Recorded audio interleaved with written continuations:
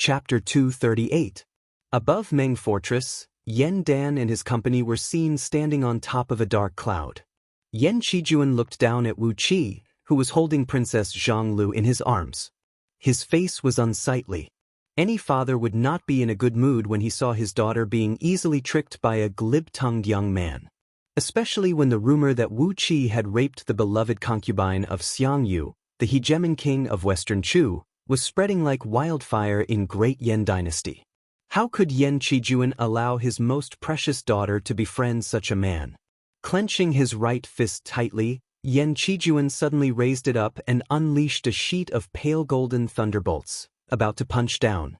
Before he could throw out his fist, a skinny palm had already gently gripped his fist.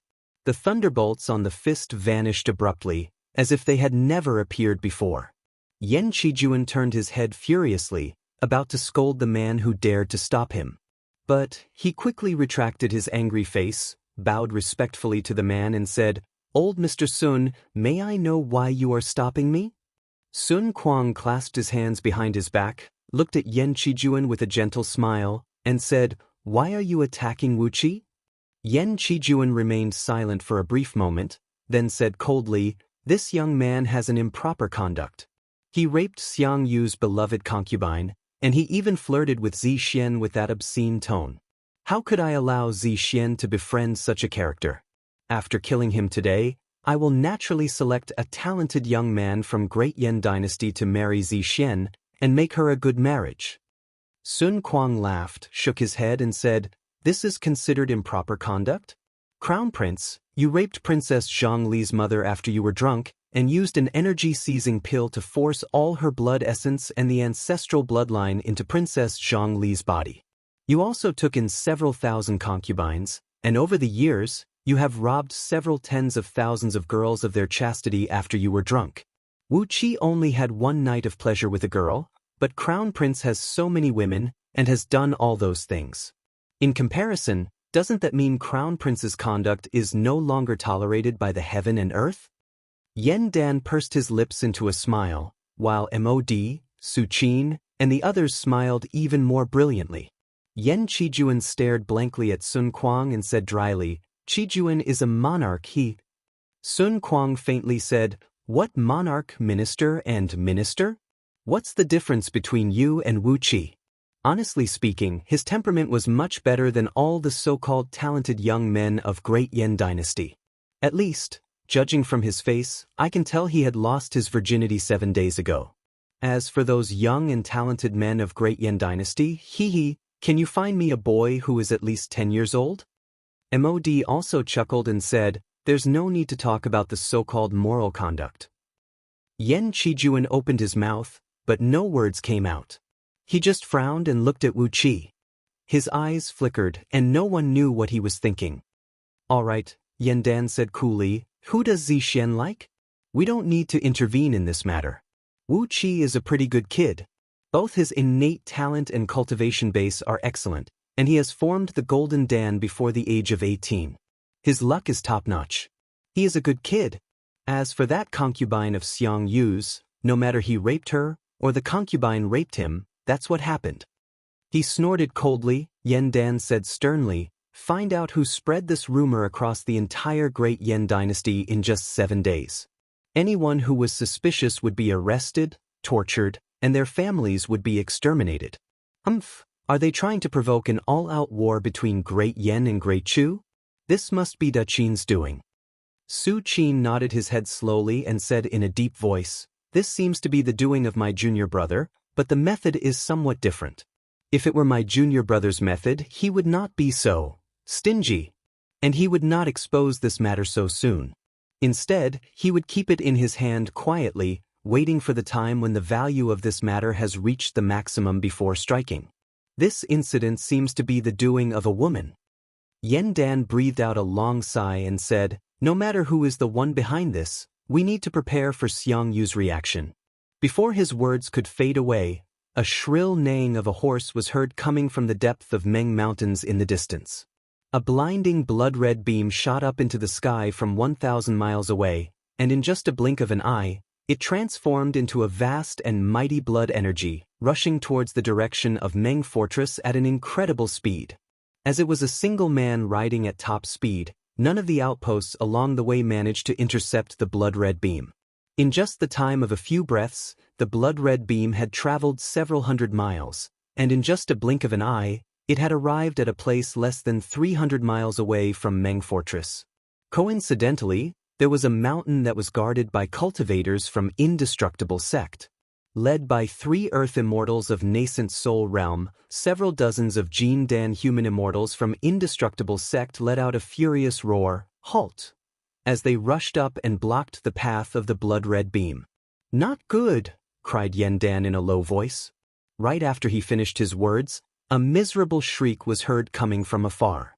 Amidst the blood-red beam, a long spear shaped like a black dragon was waving at top speed, transforming into numerous cold beams that wheeled in all directions. The several dozens of cultivators from Indestructible Sect, whose bodies were as tough as Vajras, were struck on the forehead, throat, and lower abdomen at the same time. 3 streams of blood as thick as an arm burst out from each of them, and they were knocked flying far away by a coiling dragon spear. The blood-red murderous aura rushed into the bodies of these cultivators, shattering their Jin Dan and nascent souls. The faces of Yen Dan and the others turned extremely gloomy. It was not a big deal to lose several dozens of Jin Dan human immortals. As long as they were willing to pay a great price, Indestructible Sect could even produce a large number of Jin Dan human immortals. However, those 3 Earth Immortals were a very precious strategic force. Even for someone like Yen Dan, the loss of 3 Earth Immortals of Nascent Soul Realm had made his heart ache. Indestructible Sect paid more attention to the tempering of their fleshly body, and as a result, the ratio of them forming Jin Dan was very high. The number of Jin Dan human immortals in Indestructible Sect was almost equal to the total number of all the other sects in Great Yen. And because they paid too much attention to the tempering of their fleshly body, the cultivators of Indestructible Sect had a very poor ability to comprehend the Tao of heaven and earth. As a result, the Jin Dan human immortals of Indestructible Sect had a huge number of human immortals, but very few nascent soul cultivators. On the other hand, once those Earth Immortals of Indestructible Sect formed their nascent souls and went through the tempering of heavenly thunder, their overall strength would be equal to the combined strength of 5 ordinary nascent soul cultivators of the same level. A cultivator with a strong fleshly body and a formidable offensive strength was the most precious main force on the battlefield. But now, 3 of them were killed by Xiang Yu amidst the blood-red light. It would be strange if Yen Dan did not feel his heart ache. "Wu you punk! Wu Chi punk, get your ass out here right now!" Amidst the blood-red light, Xiang Yu threw his head back and roared furiously, "How dare you bully my woman? Get your ass out here right now!" In just a blink of an eye, the blood-red light had arrived outside Meng Fortress. Xiang Yu casually thrust his spear and thrust it down towards the wall of Meng Fortress. A dragon-shaped blood-red light brought with it a towering killing intent, coiling up countless thunderbolts and dark thunderbolts, as it shot out with a jarring whistle and smashed viciously onto the wall.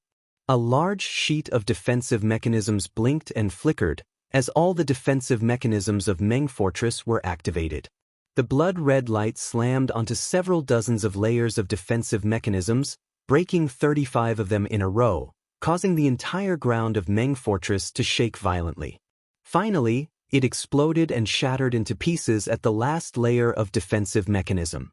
Countless thunderbolts struck down from the sky, vanquishing the dark clouds of thunderbolts coiled up by Princess Zhanglu.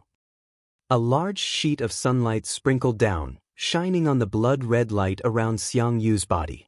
The blood-red light flickered, and countless human figures could be vaguely seen amidst it. They were the baneful souls formed by the souls of those killed by Xiang Yu, who were sucked into the blood-red light. These baneful souls opened their mouths and let out soundless roars. A soundless but real spiritual impact swept across the surroundings, lifting up a thick layer of rock layers outside Meng Fortress. Large chunks of rock layers flew up into the sky and were shattered into countless fragments by the spiritual impact. Wherever Xiang Yu passed by, mountains would break, rivers would dry up, and flowers, trees, insects, fishes, birds, and beasts would all turn into dead things. He was like an immortal fiend god who crawled out from the netherworld, bringing nothing but endless destruction and destruction. Long beams of blood-red light shot out from the eyes of the furious Xiangyu, and from time to time, dense blood mist would creep in and out from his 7 apertures. He had completely lost his self-control, turning into a mad fiend. "Wu you punk! Come out here and fight me to death!" Xiangyu roared fiercely, "Come out here and fight me to death! Since you have the courage to touch my woman, you should have the courage to let me stab you 108,000 times with my spear." Holding Princess Zhonglu in his arms, Wu Qi landed on the wall of Meng Fortress. From all directions, several tens of thousands of great Yan dynasty's cultivators flew up into the sky, injecting their energy into the core of the defensive mechanism of Meng Fortress. A blinding light burst out from the defensive formation meticulously constructed by the master craftsmen from Mo sect. A strong barrier of light enveloped the entire city, and even a nascent divinity cultivator would find it difficult to break through the defense of Meng Fortress. Standing within the thick barrier of light, Wu Qi did not worry about his own safety at all. Even if Xiangyu was the reincarnation of a god of war, there was no way he could break through the defensive mechanism constructed by several tens of thousands of cultivators. Unless it was a real heaven immortal or several dozens of nascent divinity experts attacking at the same time, the defensive mechanism of Meng Fortress would be unbreakable. Looking at the furious and deranged Xiangyu on the outskirts of the city, Wu Qi breathed out a long sigh and said, "Xiangyu, who told you that I raped your woman?" Xiangyu raised his spear and howled, "This has been spread across the entire great Yan dynasty. Do you think I'm a deaf man?" Wu Qi spread his arms, breathed out a long sigh and said, "It was your woman who seduced me and raped me. It was not me who took the initiative to flirt with her." Xiangyu was so angry that blood sprayed out from his mouth. A vast murderous aura towered into the sky, and lightning flashed and thunder rumbled in the sky, causing the ground to crack and crack into countless trenches. Xiangyu bellowed furiously, "Bullshit! Bullshit! Yu-ji, she took the initiative to flirt with you? Yendan, if you are a real man, get the hell out here and tell me about this. Hand over Wu Qi and let me stab him to death with my spear, or else, Great Chu and Great Yen will fight to the death." A beam of blood-red light shot up into the sky from the top of Xiangyu's head, from which 18 giant undead warriors, each standing 10,000 feet tall, strode out while roaring furiously. 36 long arms were raised up high in the air, as these giant undead warriors exerted all their strength and smashed their heavy fists onto the defensive mechanism of Meng Fortress. 18 large mouths were opened wide, and a crimson flame poured down like a waterfall of the Yellow River, bringing with it a frightening temperature that could melt gold and iron. According to Lao AI, the strength of each of these 18 giant undead warriors was comparable to an early-stage nascent divinity cultivator. However, they did not have their own intelligence and needed someone to control them. When the heavy fists smashed down, 36 small mushroom clouds soared up into the sky from the defensive mechanism. The defensive mechanism of Little Meng City trembled, and managed to block off the attacks of these undead warriors. However, the ground outside of Little Meng City could not withstand such a tremendous impact. A dozen mountain ridges cracked and cracked at the same time, and countless huge rocks were thrown up into the sky by the counterforce. 18 streams of crimson flame came whistling down from the sky, enveloping the entire Little Meng City completely. The scorching flame kept eroding the defensive mechanism, producing a large sheet of blinding light. The energy stones in the core of the defensive mechanism were consumed at an incredible speed. However, an attack like this was still not enough to break through the defensive mechanism of Meng Fortress. Wu Qi looked at Xiangyu, who was standing outside the city, and couldn't help but shake his head. After all, he did have a night of pleasure with Yu-ji, and there was nothing he could say about that. However, Princess Zhonglu suddenly stuck out her chest, pointed her finger at Xiangyu and scolded, "Xiangyu, you're such a shameless man. Your woman seduced my lover and raped Wu Qi. I haven't settled the score with you yet, but you still have the nerve to come knocking on my door." Stomping her foot fiercely, Princess Zhonglu snapped, Somebody, capture Xiang Yu alive, and ask his subordinates to bring that Yu Ji here to exchange for him. Tilting her head up proudly, Princess Zhonglu twitched her lips, sneered and said, I'd like to see what kind of face this shameless woman has. If she has a pretty face, she can be Wu Qi's concubine. I'm a very broad-minded person. Xiang Yu let out a furious roar, and at the same time, hot blood burst out from his 7 apertures. On the other side, Wu Qi turned to look at Princess Zhonglu in shock. Her words had given Wu Qi a great shock. Chapter 239. Stunned, Wu Qi stared blankly at Princess Zhonglu and asked in a low voice, What are you talking about? I don't dare to provoke that Princess Yu. Princess Zhonglu raised her nose and said proudly, You don't have to worry about this. You don't dare to provoke her, but I'm going to teach her a good lesson and make her understand some things. I'm in charge of all the affairs around you, and as your concubine, she has to listen to my instructions obediently. If she's obedient, I'll feed her with luxurious clothes and delicious food. If she's not obedient, I'll drag her out and beat her to death with a stick. But, Zixian, if you marry me, will you still help me choose concubines? Wu Qi asked in astonishment. Princess Zhonglu looked at Wu Qi in astonishment, frowned and said, Is that so strange? Every year, Grandpa Emperor takes in dozens of new concubines to give birth to offspring. Every year, Father also takes in nearly 100 new concubines. Even old Mr. Su Qin has brought back a few singing girls from the pleasure boat in Myriad Red River and made them his concubines. Su Mai is the son of old Mr. Su Qin's concubine 30 years ago. Looking at Wu Qi with a puzzled expression, Princess Zhonglu said, As a man of great Yen, it is my duty to bring in more offspring for the clan. Otherwise, how can a clan grow stronger? With your current status and identity, if you marry Zixian, out of all the palace maids serving Zixian, there should be 108 of them who will become your concubines at the same time. After that, every year, you will have to take in at least 12 new concubines as your concubines.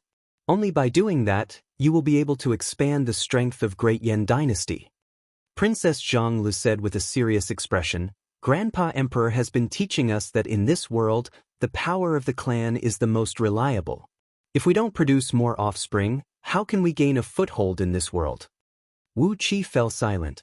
He couldn't tell what he was feeling, but he put his arms around Princess Zhongli's waist. Yes, he had neglected the reality of this world and applied the principles that he was accustomed to on Earth to Princess Zhonglu. If they were on Earth, if a noble like Princess Zhonglu were to marry someone, how could she tolerate her husband fooling around outside? Wouldn't that cause a great chaos in the world?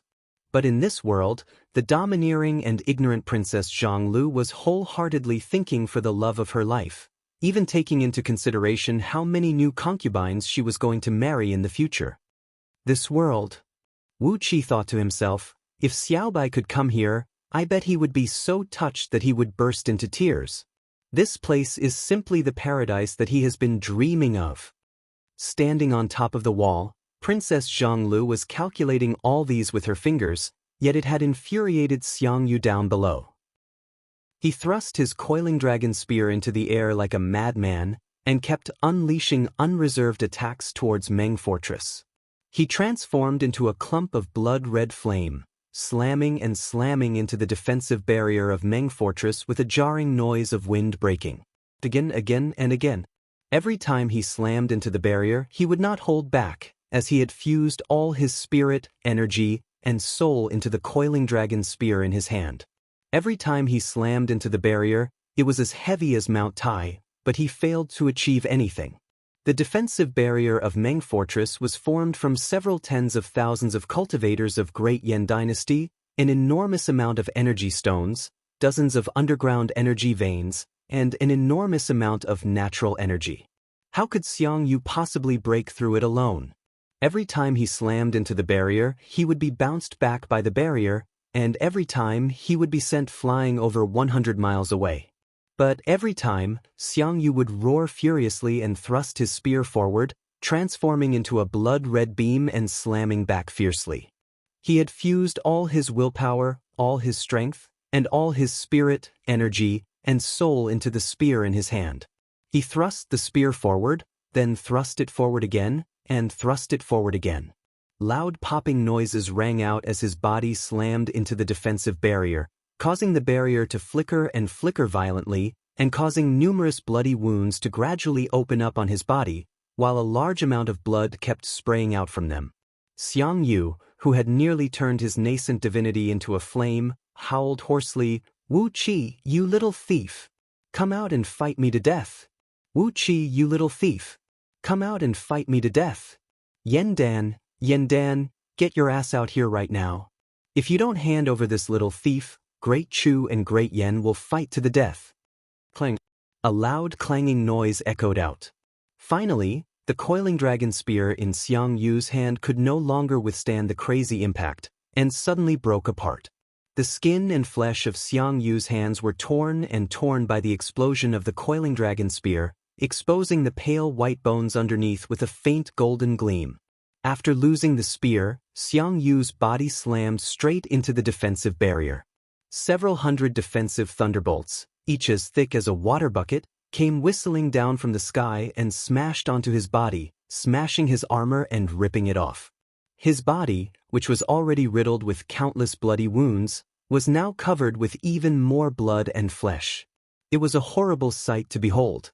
Wu Qi hugged Princess Zhang Li's waist tightly, fixing his eyes on Xiang Yu, who was badly beaten by the defensive barrier. Yuji, why did you come to me for no reason? Are you trying to kill Xiang Yu?" On the other side, Princess Zhang Li clapped her hands lightly and said with a joyful smile, "What a brainless fellow! If he is dead, then so be it. Now that he is dead, Grandpa can mobilize the army and wipe out all 80,000 elite soldiers of his. At the same time, we can get rid of a formidable enemy for Great Yen. Sigh, this consort can't wait to see exactly what that Yuji looks like." Wu Qi patted Princess Zhang Li's head, sighed and said in a low voice, "This Xiang Yu is also a hero. Don't provoke him with words anymore." Princess Zhang Li twitched her lips, shook her head disdainfully and said, "Hero? I really can't tell how he looks like a hero. Impulsive, overconfident, and self-righteous. He's just like Xiong Qing and the other big bears. That woman actually raped you. She is obviously not a good woman. For the sake of a bad woman, he charged into the territory of the enemy alone to seek revenge. What a stupid man." Stupid? Wu Qi thought back to the hegemon king of Western Chu in the history, and he could not help but sigh. This hegemon king was indeed not that smart. With a loud cracking sound, Xiang Yu's right fist smashed heavily on the defensive barrier of the city. Hundreds of huge runes flashed and flashed on the wall, and the tremendous force of the impact shattered the bones of Xiang Yu's right arm. His right arm was twisted in an abnormal way, and it was obvious that the bones inside had turned into a mess. However, Xiang Yu did not feel it at all. He kept swinging his limp arm and slammed it heavily onto the barrier in front of him. Princess Zhang Li's face froze slightly. Xiang Yu, who was covered in blood and looked like a crazy devil, was starting to scare her. Wu Qi frowned as well. He slightly exercised the mystic eyes of universe and glanced at Xiang Yu. This was not normal, very abnormal. It was only natural that Xiang Yu would want to vent his anger by killing him. But he was so angry that he did not even notice that his body was injured. This was not just because he was angry, but something else must have happened to him. Using the mystic eyes of universe, Wu Qi could vaguely see a tall and burly celestial fiend hovering behind Xiang Yu. Countless tiny threads of light were being emitted from the blood-red celestial fiend, piercing deep into Xiang Yu's body.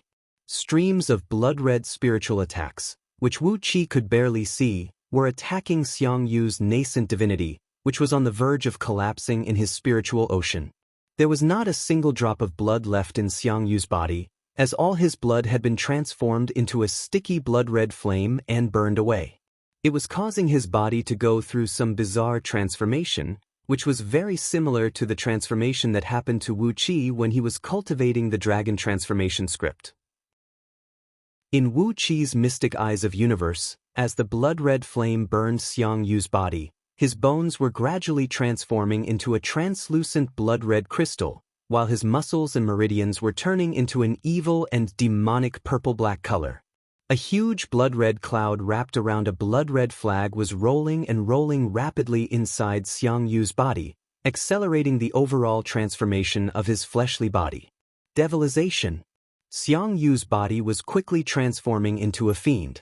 There were several tens of thousands of rare and precious spirit items recorded in the Scroll of Stealing, and one of them was called the Thousand Tribulation Dragon Blood Fiend Fruit, which had the effect of transforming the body of a cultivator into the body of an ancient celestial fiend. Once the cultivator transformed into the body of an ancient celestial fiend, no blade or axe could hurt him. Even if it was only a small piece of broken body, as long as there was still a thread of broken soul left, the cultivator would be able to absorb the natural energies and be reborn. Indestructible and immortal celestial fiend body. This was the strongest effect of the body of an ancient celestial fiend. Xiang Yu's body was gradually going through this bizarre transformation. But obviously, this transformation was not under his control. It was as if his body was being possessed by someone. While his fleshly body was undergoing the transformation, his nascent divinity was also being attacked violently. The blood-red celestial fiend behind him seemed to be seizing the control of his body. What kind of damned cultivation technique is this guy cultivating? How could he cultivate a second nascent divinity in his body that can devour the owner's second nascent divinity? Wu Qi shook his head and murmured in confusion. However, he just murmured to himself, as he was too lazy to find out what was going on. Suddenly, a beam of starlight shot up into the sky from the top of his head. It was the heavenly star positioning disc, the most precious treasure of heavenly spirit sect, flying up slowly from the top of Wu Qi's head. Zixian, Xiongjin, Xiongyin, Xiongqing, all of you, lend me a hand. Wu Qi pointed at the ancient jade disc that was spinning slowly above his head, smiled wryly and said, "This thing has a great offensive strength, but it consumes a lot of energy as well. With your energy, let me see if I can give Xiang Yu a good beating." Princess Zhonglu stared at the heavenly star positioning disc in surprise. She smiled and said, "It is true that you killed the people of Heavenly Spirit Sect and robbed their most precious treasure. Hee, this treasure is mine now, and no one can take it back and give it back to those bastards from Heavenly Spirit Sect. I, by Zhuer, quickly remember that there is a heavenly star positioning disc in my private storage. If it goes missing in the future, find Heavenly Spirit Sect and give it a hard time. They must be the ones who stole it." Beaming with joy, Princess Zhonglu flipped her palm and sent a stream of pure energy into the heavenly star positioning disc.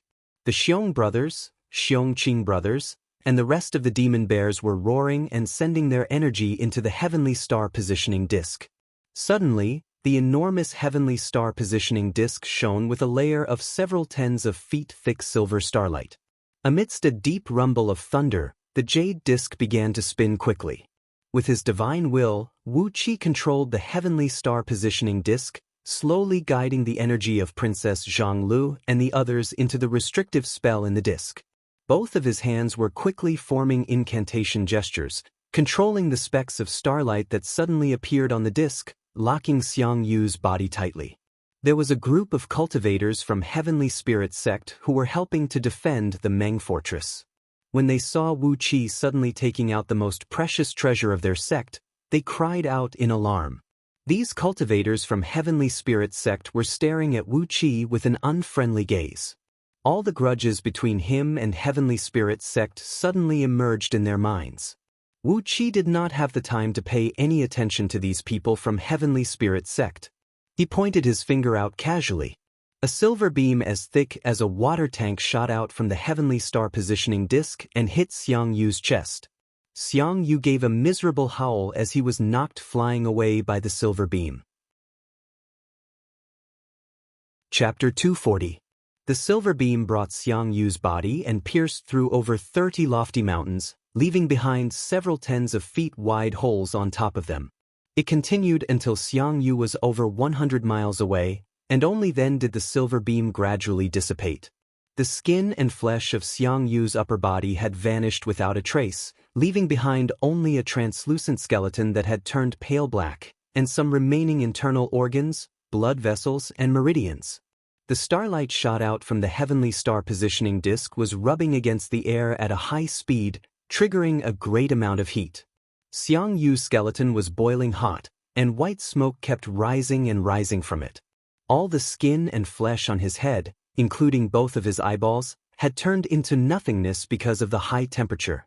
The pale black skull stared fixedly at the direction of Meng Fortress, then suddenly opened its mouth and let out a soundless roar that rang out directly in the souls of all the people. The furious roar immediately made over 10,000 cultivators with the weakest cultivation base in Meng Fortress fall to the ground while coughing blood. Their souls had suffered a great impact, and a few of them even had their 3 spiritual and 7 physical souls shaken out of their bodies, nearly being wiped out by the sunlight and the strong wind. Suddenly, countless tiny blood vessels grew out from Xiang Yu's pale black skeleton.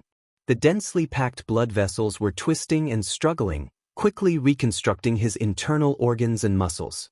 Amidst a series of sizzling noises, thick layers of muscles quickly covered Xiang Yu's skeleton, while his meridians and blood vessels were gradually spreading out from his muscles.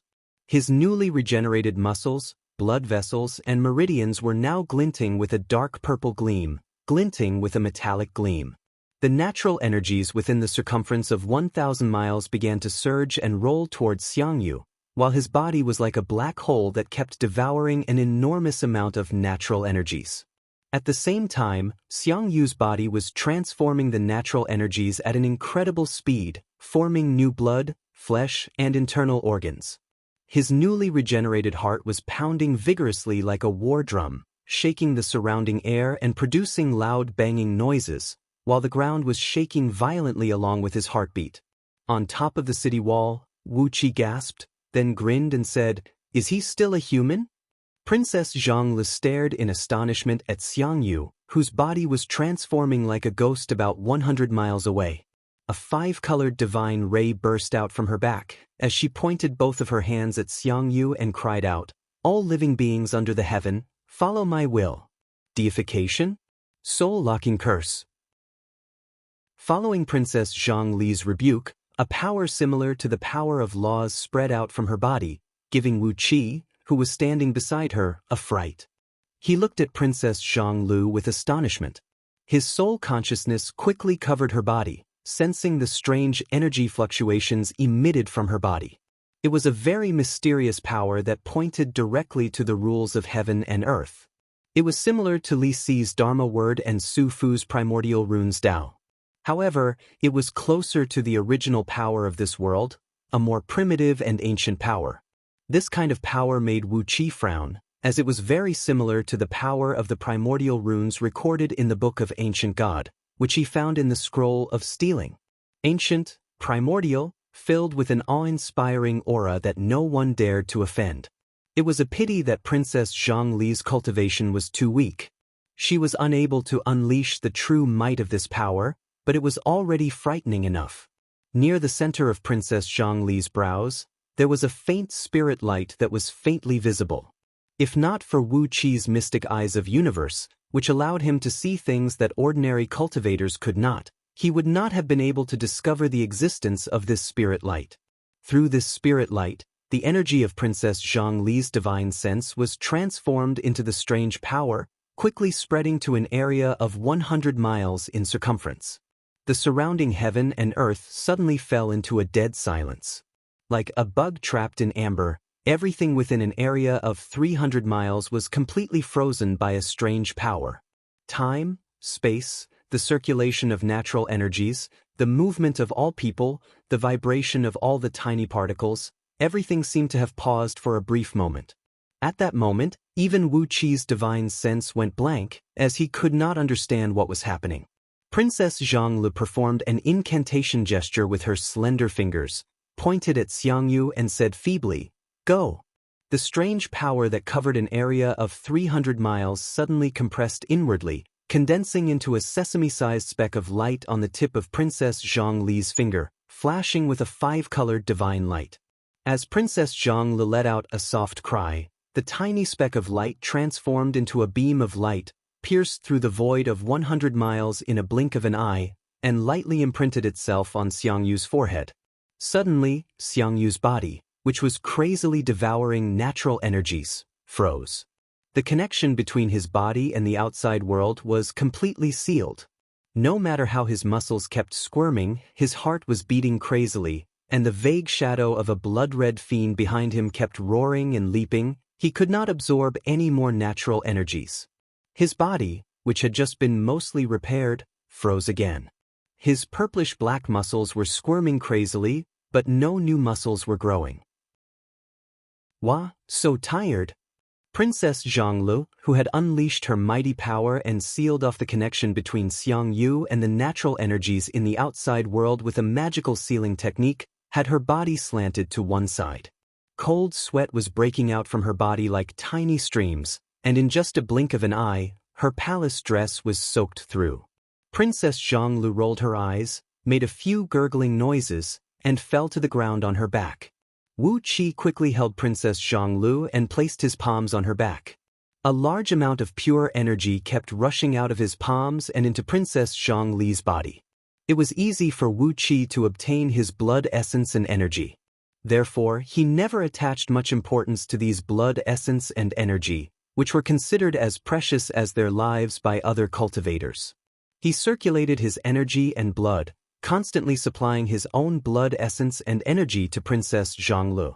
Princess Zhonglu, whose face was so pale that it looked almost translucent, breathed a heavy sigh of relief, and her face suddenly regained its rosy color. Looking at Wu Qi with surprise, Princess Zhonglu said happily, "I knew it. Wu Qi, you're the one who loves Zhonglu the most and loves Zhonglu the most. Under the heaven, you're the only one who would give Zhonglu your own blood essence like this." Her face suddenly blushed, and Princess Zhonglu said bashfully in a low voice, "I think I'd better not waste my blood essence and energy. It's not good for a man's body. If he loses his energy essence, he won't be able to give birth to a baby in the future." Wu Qi's heart raced a few times, and he nearly coughed out a mouthful of blood.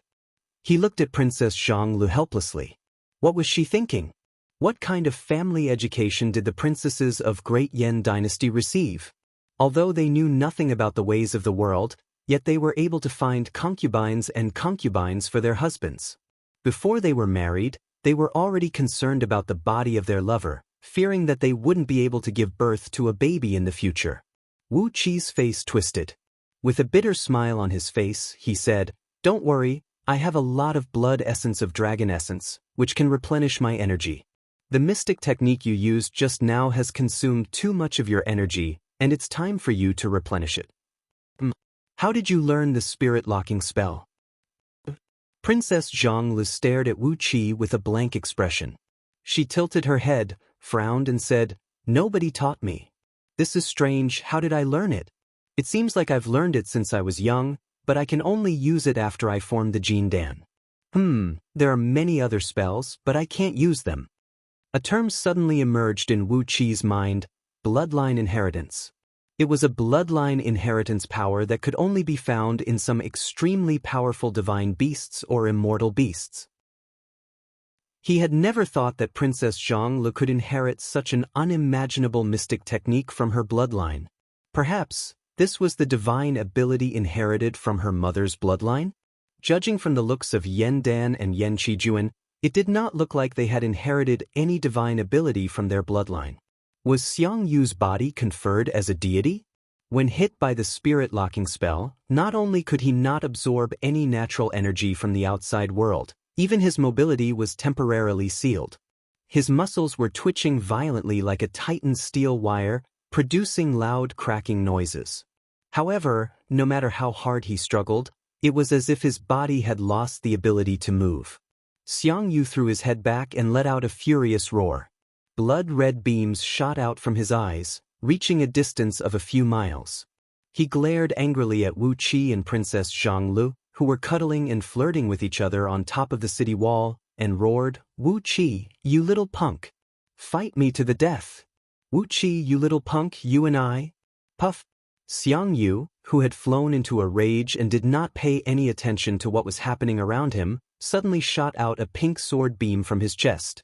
The sword pierced through his heart, causing a large amount of burning blood to spray out from his chest like lava, then shot out hundreds of feet away along with the pink sword beam that carried a boundlessly charming aura.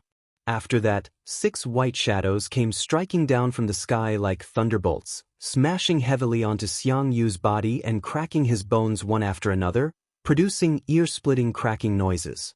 With his good eyesight, Wu Qi could see that the 6 white shadows were actually 6 fox-tails, each about 7 to 8 miles long and covered in white fur. He could not see the actual body of the fox-tails, only the 6 white tails kept smashing at Xiang Yu, making him howl and howl miserably, yet he did not even have the strength to fight back. Not allowing Xiang Yu to break free from the deification spell? Under the restraint of the spirit-locking spell, a huge black palm suddenly appeared above his head. A loud rumble rang out. The rock layer under Xiang Yu's feet, about a mile in circumference, was lifted up by the same giant black palm. Then, the 2 giant palms slammed inwards, turning the rock layer, which was about 1,000 feet thick, into nothingness. Xiang Yu's bones were broken in an instant. Then, the 2 huge palms were tossed toward Xiang Yu. A white shadow flashed across the sky, and a strange-shaped pair of scissors pierced through Xiang Yu's chest, shattering a row of his ribs. A heart the size of a toddler's head was cut off by the pair of scissors, accompanied by a large amount of blood. Then, it was taken out of Xiang Yu's body by the white light. Suddenly, a beam of strong golden light emerged as the demon king Jin Jia, whose body had expanded to 30 feet tall, appeared behind Xiang Yu. His body was densely covered with golden scales, and he was holding a square golden hammer that looked like a heavy hammer used by blacksmiths. He let out a long and sonorous cry, swinging the hammer like a whirlwind and smashing it towards Xiang Yu's face. Clang, clang, clang, clang. A series of loud clanging noises rang out. Dark purple blood and flesh splattered everywhere from Xiang Yu's body, and more than half of his black bones were broken. Finally, a shrill cry rang out, as a greenish aura of death came shooting down from the sky and enveloped Xiang Yu entirely. A fat, pitch-black bald owl was seen hovering in midair. Its body was fully covered in black feathers, and there was not even a single hair growing on its buttocks, exposing more than half of its white buttocks. It opened its mouth and let out a hoarse cry, spraying out a huge amount of rotting bones and soul-devouring energy, crazily corroding Xiang Yu's corporeal body. The 5 imperial advisors of Great Yan Dynasty and the 5 demon kings of Meng Mountains had joined forces and severely wounded Xiang Yu on the spot. From afar, Wu Qi looked at Xiang Yu, who was enveloped by the soul-devouring energy, and breathed out a heavy sigh. You deserve to die, don't you? Princess Zhonglu assumed the posture of the first wife and said with a serious expression, "It's better that you're dead. I want to see if that Yu Ji is still beautiful, and if she is a good match for you. If she is beautiful, I'll take her as my wife." Not only Princess Zhonglu had the same thought, even Bai Zhu and Bai Zhu, who stood next to her, were nodding their heads in agreement. Immediately, cold sweat broke out from Wu Qi's forehead. Chapter 241. Deep in Meng Mountains, on a small hill surrounded by green water, Ying Zheng and Gigazi were playing chess under a big tree. Black and white chess pieces were placed on the chessboard. Ying Zheng was playing black, and his chess moves were awe-inspiring. Vaguely, he was emanating a domineering aura, and every time he placed a chess piece, he would attack the spot where the opponent had no choice but to save. His killing intent was fully exposed from the black chess pieces. Gigazi was playing white, but his chess moves were indescribable. Sometimes it was erratic, sometimes it was filled with murderous intent, sometimes it was profound and simple, and sometimes it was simple and naive. His chess moves even gave one a feeling of disorder. But, amidst these random attacks, Ying Zheng's domineering chess strategy was twisted into a mess and out of order. Shaking his head with a slight headache, Ying Zheng shamelessly smashed the black and white chess pieces on the chessboard.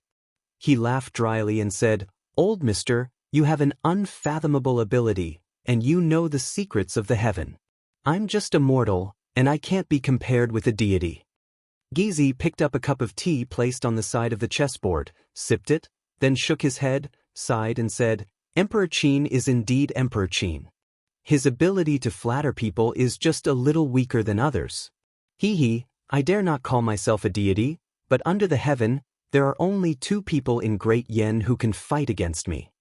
Ying Zheng's face turned stiff. Mod, Sun Kuang. Can they be used by Daqin? Gigazi gave Ying Zheng a surprised look. Ying Zheng blushed, bowed his head and admitted his mistake. I was wrong. Mod, the ancestor of Mo clan, and Sun Kuang, the widely acknowledged sage under the heaven. Since they have acknowledged me as their master, naturally, I can't use them. What a pity, why are they not in the territory of Daqin? Yen Dan has taken advantage of this. He sighed, then frowned and said, So, with both of them holding you back, I'm afraid you can't act rashly, old mister? Gigazi nodded and said, Yes. Mod, Sun Kuang, and I have come to an agreement. Unless we are facing someone else, when Daqin and Great Yen are fighting, we will not fight each other. Mod and Sun Kuang's cultivation base is not weaker than mine. Mod is an expert in mechanisms, while Sun Kuang is an expert in spells. Although I'm an expert in the Tao of formations and runes, the two of them are still stronger than me. Instead of wasting our energy, why don't the three of us stop? Ying Zheng nodded slowly, then turned to look at Yu Yao, who was brewing tea with a sweet smile on her face. A gentle smile emerged on Ying Zheng's stiff face as he said, Sister, why do you need to do these trivial things yourself? Yu Yao smiled faintly and poured a new cup of tea for Ying Zheng and Gigazi. After that, she raised her sleeve and wiped off the beads of sweat on her forehead. We haven't seen each other for over 2,000 years, and I really have no idea how you managed to survive all alone. How can I be at ease leaving these matters to others? The two of them looked at each other and smiled. Unconsciously, their hands clasped together. Yu Yao fell into Ying Zheng's arms. Both of them looked at each other affectionately, and for a moment, they forgot about everything under the heaven.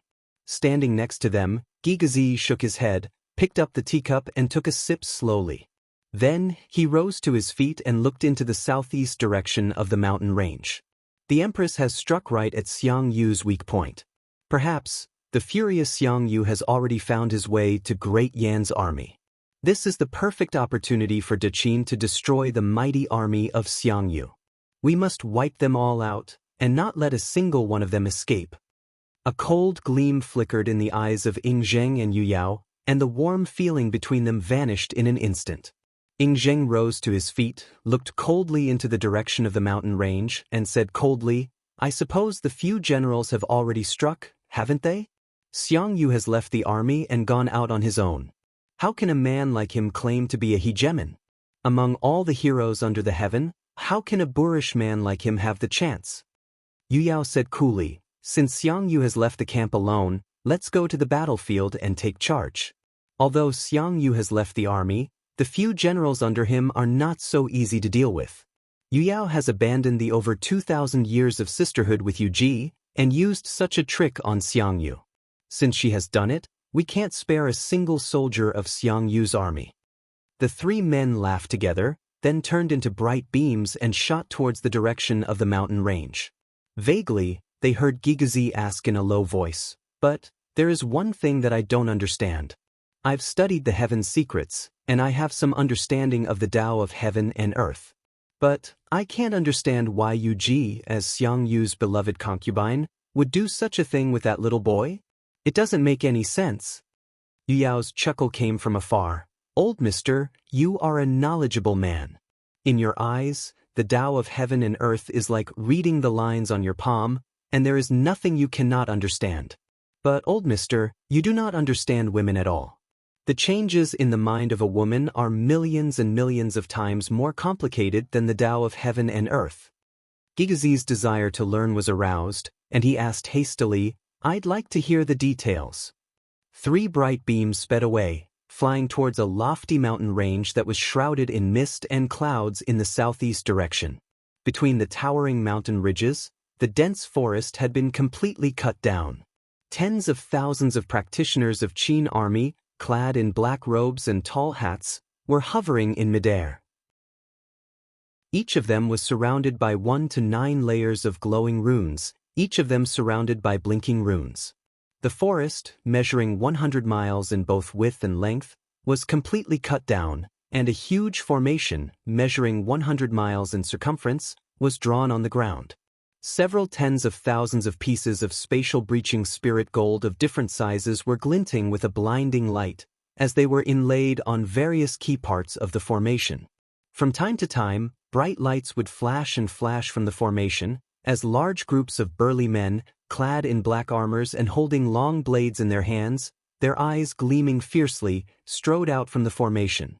Although the spatial breaching spirit gold could greatly reduce the consumption of energy stones, it was obvious that the territory of Daqin was too far away from Meng Mountains. However, it was obvious that the territory of Daqin was too far away from Meng Mountains, and the number of people needed to be teleported was too great. Every time the formation flickered, more than 100,000 burly armored soldiers would walk out from the formation. Every time the formation was teleported, the energy of all the energy stones in the formation would be completely depleted. Therefore, all the practitioners kept themselves busy. Once the energy of the energy stones was depleted, they would immediately replace it with another batch of energy stones. In just 15 minutes, the number of upper-grade and middle-grade energy stones had exceeded 5 million. Such a huge consumption of energy stones made Li Si and Su Fu, who were standing on top of clouds and supervising the operation, turn pale. When another batch of armored soldiers walked out from the formation, Li Si, whose face was twisted, could not help but turn his head and look at a handsome man standing next to him, clad in a long robe of a civil official with a heavy armor underneath. He said, "General Zhang, it should be about time, right? During these 7 days, the number of condemned prisoners, felons, ruffians, and scoundrels who were transferred here from Daqin's territory has exceeded 5 million. Standing next to him, Su Fu also chimed in. "Su Fu, do not know much about military formations, but I do know that when there are more than 10,000 soldiers, there will be no end. If these 5 million condemned prisoners, felons, ruffians, and scoundrels are to spread out in this mountain ridge, they will occupy an area of several hundred miles in circumference. General Zhang, there is no way to spread out this army." The handsome man smiled, shook his head and said, "Don't worry. Once they are smashed into meat paste by the mighty army of Xiang Chu, they will be able to spread out. If these people stay in Daqin's territory, even if they are forced to serve as laborers, it will just be a waste of rice and food. It is better to kill them all at once, and at the same time, they can make a contribution to Daqin. The 80,000 mighty soldiers of Xiang Chu are all human immortals of Jin Dan. The 80,000 demon beasts pulling the chariots are all demon immortals who have formed their demon cores. Wiping out these 80,000 elite soldiers will be a heavy blow to Great Chu. In the future, Great Chu will be the strongest enemy of Daqin. If we can weaken them, we will." With just a few words, he had decided the fate of these 5 million condemned prisoners and felons. There was no killing intent in the words of this handsome man. It was as if he was an uncle from next door who was chatting idly with his family. Yet, it made one shudder with fear, and made one want to stay as far away from him as possible. On top of a mountain not far away, Baichi and a few generals of Qin army were squatting on the ground, tossing dice in boredom. However, the dice they tossed were not engraved with the usual numbers. Instead, they were engraved with some tiny words, such as focus on the east, comma, take the initiative to attack the west, comma, guard the rear army, comma, lead the army in guerrilla warfare, and others. After tossing a few dice, Wang Jian suddenly rose to his feet angrily. He stared at the black-clothed man in the distance and said with a cold grin, "Zhang Han, you little punk. This is the same old trick he used many years ago, using the condemned prisoners and felons to put their lives on the line. What does this mean to the elite soldiers of Daqin?" Squatting on the ground, Baichi picked up a handful of dice and tossed them randomly. All right, he said coolly. "It is a good thing that fewer elite soldiers will die. Let Zhang Han lead those bastards who are worse than pigs and dogs, and consume some of the strength of these mighty Chu soldiers. Once these 5 million lowly bastards are all dead, we'll lead our elite soldiers and attack. We'll definitely kill all 80,000 elite soldiers of Chu." Stretching his back, Baichi sneered and said, What a pity! For the sake of a woman, that idiot Xiang Yu actually challenged the front line of Yan army alone. What an idiot! A woman is nothing to him. He rose to his feet and stomped his feet forcefully. Baichi shook his head and said, "A woman? I have several tens of thousands of concubines in my mansion, and yet, for the sake of a woman, he dares to charge into the front line alone? Can he be considered as a hegemon? What an idiot!" All the generals of Qin army roared with laughter at the same time. Only Wang Jian was looking thoughtfully at the southeast direction. He murmured under his breath, "Xiang Yu is an idiot? Perhaps. But he does have quite a number of strategists and excellent generals around him." Mr. Giguzi had learned that we were in danger in Meng Mountains through the art of turtle divination, and he had brought a great amount of energy stones and formation items to come to our rescue. That was why he had allowed us to construct the teleportation formation and keep receiving reinforcements from Daqin's territory. Great Chu places great importance on the art of shaman and ghost divination. I don't think they don't have any experts like that, right? Everyone frowned. Bai Qitian suddenly laughed and said, "Could it be that General Wang Li is still thinking about how you were captured alive by Xiang Yu years ago?" Wang Li's face turned extremely unsightly, while Wang Jian and Wang Ben snorted at the same time. Chuckling, Baichi moved his body sideways and stood in front of Bai Qitian. All the other generals of Qin army moved their bodies at the same time, and in an instant, they were divided into 3 distinct groups. They were led by Baichi, Wang Jian, and another general who had a gaunt face, sunken eyes, and a tall nose. While the 3 groups of Qin generals were glaring at each other furiously and were about to argue with each other, Zhang Han suddenly gave out an order from afar. A loud roar that sounded like a muffled thunderclap echoed out from the ground. From the surrounding mountain ridges, countless soldiers clad in black armors roared and roared, holding all kinds of weapons in their hands and charging towards the southeast direction without any formation. It was as if a group of evil ghosts had rushed out from hell, or as if a swarm of locusts had blotted the sky and covered the earth. In just a blink of an eye, several million armored soldiers had turned the mountain ridges several hundred miles in circumference black. While howling and howling, they charged forward at top speed while emanating a towering murderous aura. Up in the sky, Zhang Han was leading several hundred captains, shouting at the top of his voice, "Those who killed 1 Xiang Chu soldier will be absolved of their crime. Those who killed 2 Xiang Chu soldiers will be conferred a title of nobility. Those who killed 3 Xiang Chu soldiers will have their families conferred a title of nobility. Those who killed one of the generals of Xiang Chu soldiers will be conferred a title of nobility. Their land will be ceded, and they will be rewarded with 1 million gold coins and 1,000 beautiful girls." Zhang Han raised both hands up into the air and roared fiercely, "You are lowly bastards who are worse than pigs and dogs. You are a dead breed who are struggling for your lives in slavery. If you want to become someone superior, if you want to enjoy wealth and glory, this is your best chance. Gold, silver, jewelry, and beautiful girls are all waiting for you to enjoy." Ha! Millions of Daqin felons and condemned prisoners roared and roared at the same time. Suddenly, a strong blood-red gleam burst out from their eyes. Chapter 242. Amidst the mountain ridges, 80,000 elite soldiers of Xiang clan were building a city on a flat dam that measured nearly 1,000 miles in circumference. Some of the soldiers were exercising, some were cultivating, and some were bringing the single-horned rhinoceros demon beasts that pulled the chariots, washing these powerful rhinoceros demon beasts by a small river in the dam. The mighty soldiers of Xiang clan dug the soil and built the city. The city measured 30 miles in circumference, and there was a very tall watchtower in the middle of the city, which was also built using soil and stone. On the watchtower, which stood 1,500 feet tall and measured 20 feet in both width and length, 2 generals, Xiang Ta and Xiang Zhuang, were seen standing angrily on the watchtower, their eyes staring straight into the distance. Their eyes were dull and unfocused, and no one could tell what they were thinking about. After a full 15 minutes, Xiang Ta asked in a low voice, "Second father is not here. What should we do?" Xiang Zhuang gave Xiang Ta a fierce glare, then scolded in a low voice, "I only know how to kill people. Don't ask me about things that require brains. Second father is not here, but didn't we send a letter? But all the women under the heaven are unreliable. The one who angered the king and left the camp alone when she just came back, and the two who brought the men here, they are all unreliable.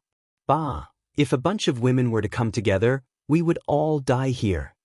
Xiang Ta was shocked and said, "I don't think so.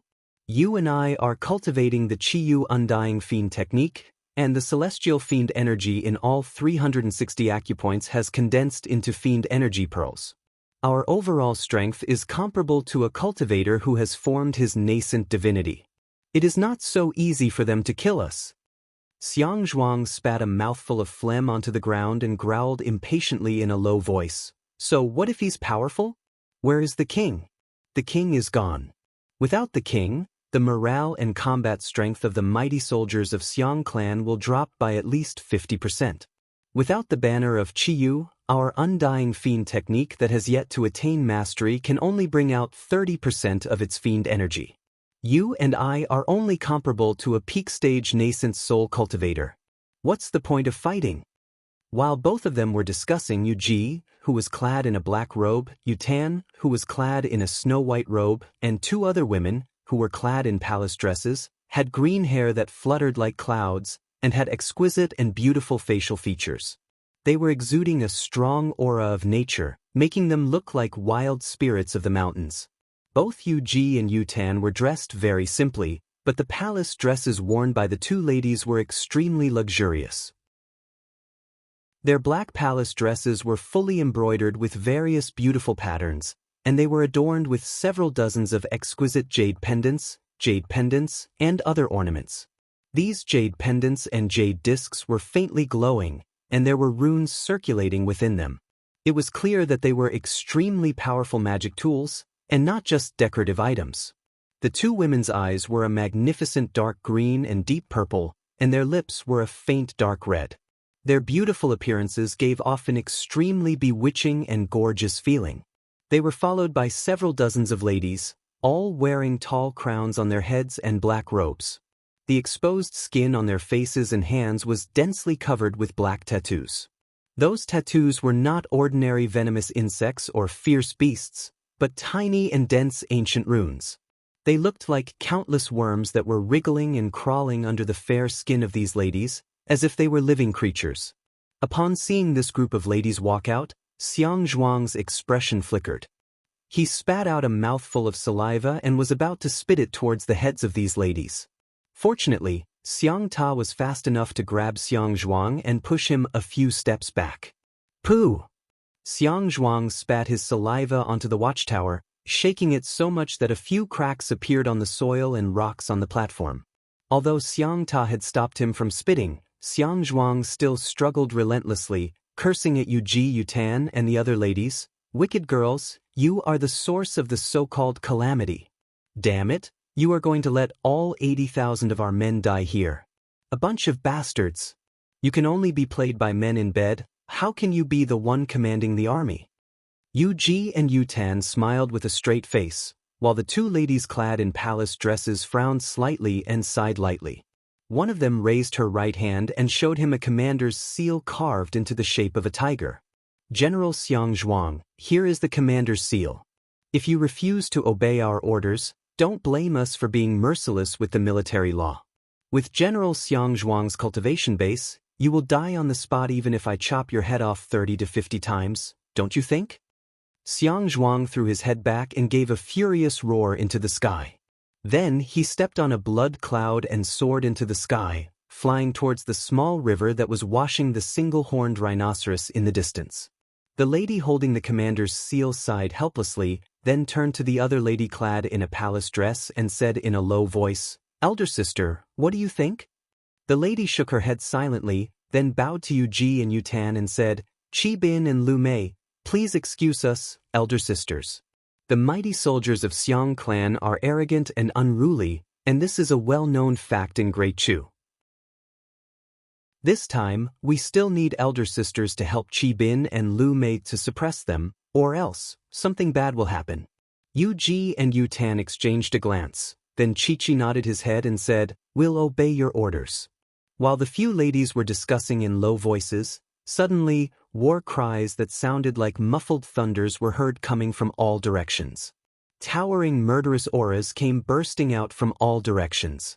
From afar, one could see armored soldiers of Dachin, clad in black armors, pouring down from the mountain ridges in all directions like a tidal wave. Among these armored soldiers of Dachin, more than 80% of them had the cultivation base of Hotian warriors, and more than 10% had the overall strength of Xiantian Taoist. Then, there were only about 7,000 Jindan cultivators, and over 50 nascent soul cultivators. The law of Dachin was very strict. Those who violated the law would be arrested and thrown into prison, without any mercy. In Great Yen Dynasty, if an earth immortal of nascent soul realm violated the law, as long as it was not a rebellion, he could do whatever he wanted, and Yen Dan would not restrain him. However, in Dachin, if an earth immortal of nascent soul realm killed someone without any reason, he would be arrested and sentenced as a mortal. Therefore, among these prisoners and felons, there were quite a number of Jindan cultivators, and over 50 nascent soul cultivators. Apart from these cultivators who were rushing towards the clay city with bright beams, the rest of the Xiantian Taoists and Hotian warriors were swallowing some pills that were given to them before they set off. These pills could stimulate one's potential, burn one's life force and even soul, and allow one's overall strength to have a great boost in a very short period of time. When a Taoist of Xiantian consumed it, he would possess the strength equivalent to a Jindan cultivator for 15 minutes, and when a Hotian warrior consumed it, he would possess the strength equivalent to a Taoist of Xiantian for half an hour. On their chest, back, arms, and legs, there were talismans suddenly flashing and blinking. The talismans on their chest and back were the fiendish spells that could restrain one's soul and control one's corpse. After they were killed, as long as their bodies were still intact, they could still rise up and kill someone in a very short period of time.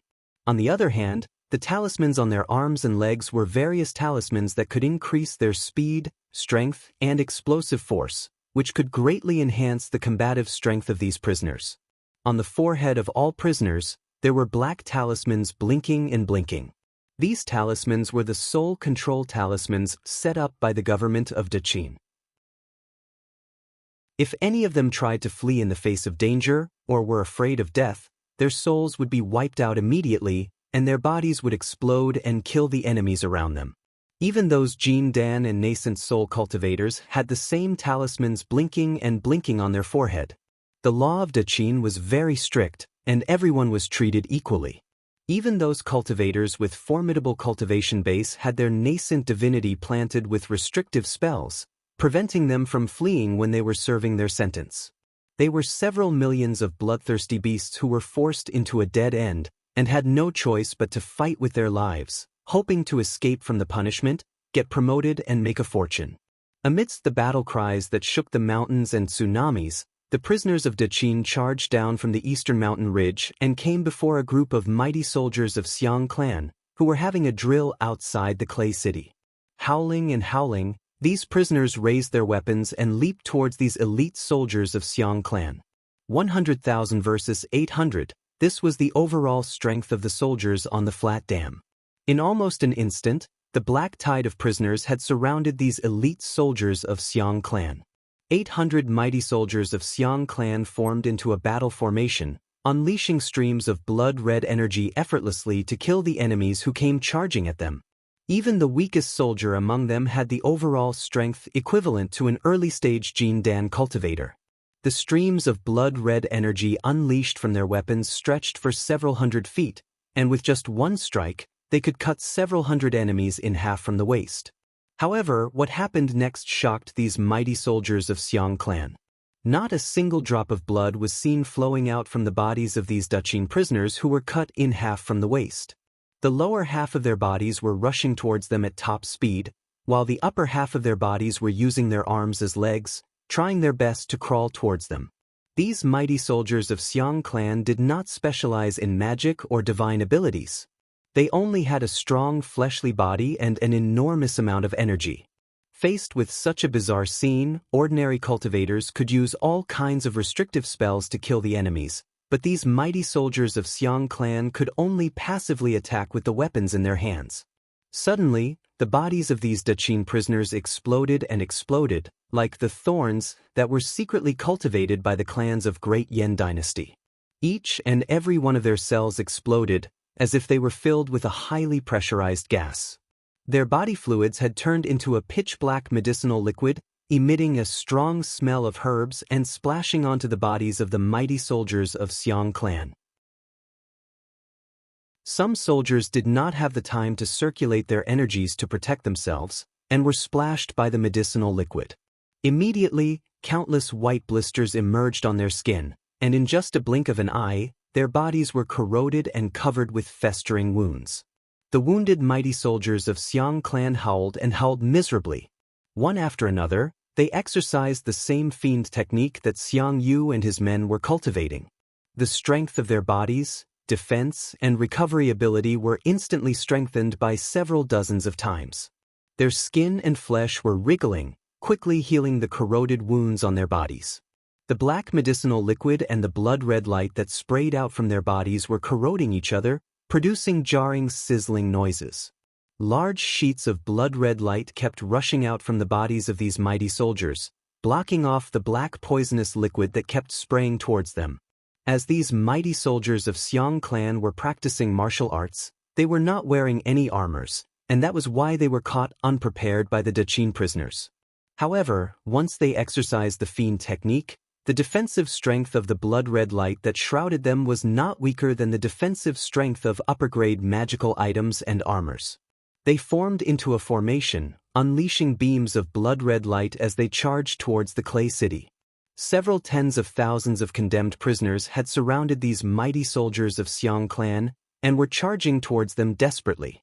One after another, the bodies of the condemned prisoners exploded, and the powerful impact made the blood-red light surge and surge. The mighty soldiers of Xiang clan were like a pack of mighty lions, struggling with great difficulty in a vast ocean of marching ants. Finally, several dozens of mighty soldiers of Xiang clan who were lagging behind were forcibly dragged out from the formation by these Daqin prisoners, who were howling and howling in a strange manner. Then they were slashed and chopped into pieces like a raging storm. When the weapons collided with the bodies of these mighty soldiers, the edges of the blades would roll backward, and flames would burst out from the edges, filling the air with sparks. Only a few insignificant wounds were left on the bodies of these mighty soldiers, and they were healing at an incredible speed. However, when several thousands, tens of thousands of blades and swords kept slashing and slashing on their bodies, these mighty soldiers could only howl and howl miserably as they were chopped into meat paste. In the end, only less than 300 of the 800 mighty soldiers of Xiang clan managed to retreat back to the Clay City, while the rest of them were killed in the battle. Behind them, over 30,000 condemned prisoners of Daqin were lying on the ground. Dark blood and red flesh and blood were splattered all over the ground.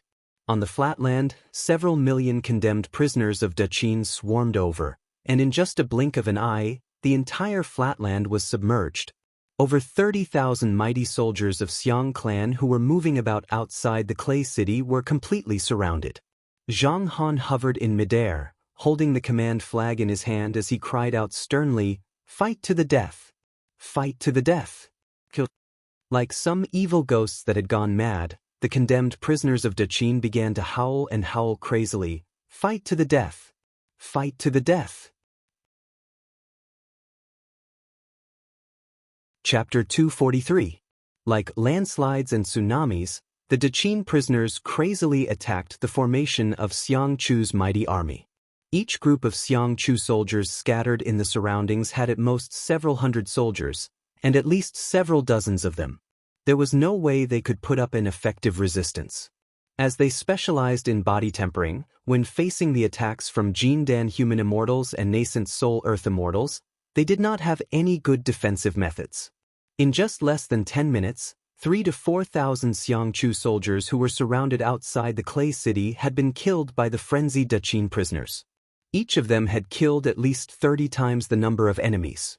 However, the more enemies they killed, the more poisonous liquid would splatter in the air, and the heavier the burden would be on their comrades, which in turn would increase the speed of their destruction. After the first batch of Xiang Chu soldiers was killed, more and more of them could not withstand the onslaught of the crowd, and were trampled to the ground, or chopped into meat paste. Amidst the chaos, Xiang Zhuang suddenly cried out with a stern voice, "I, Xiang Chu, am the only one who can travel unhindered and look down upon the world.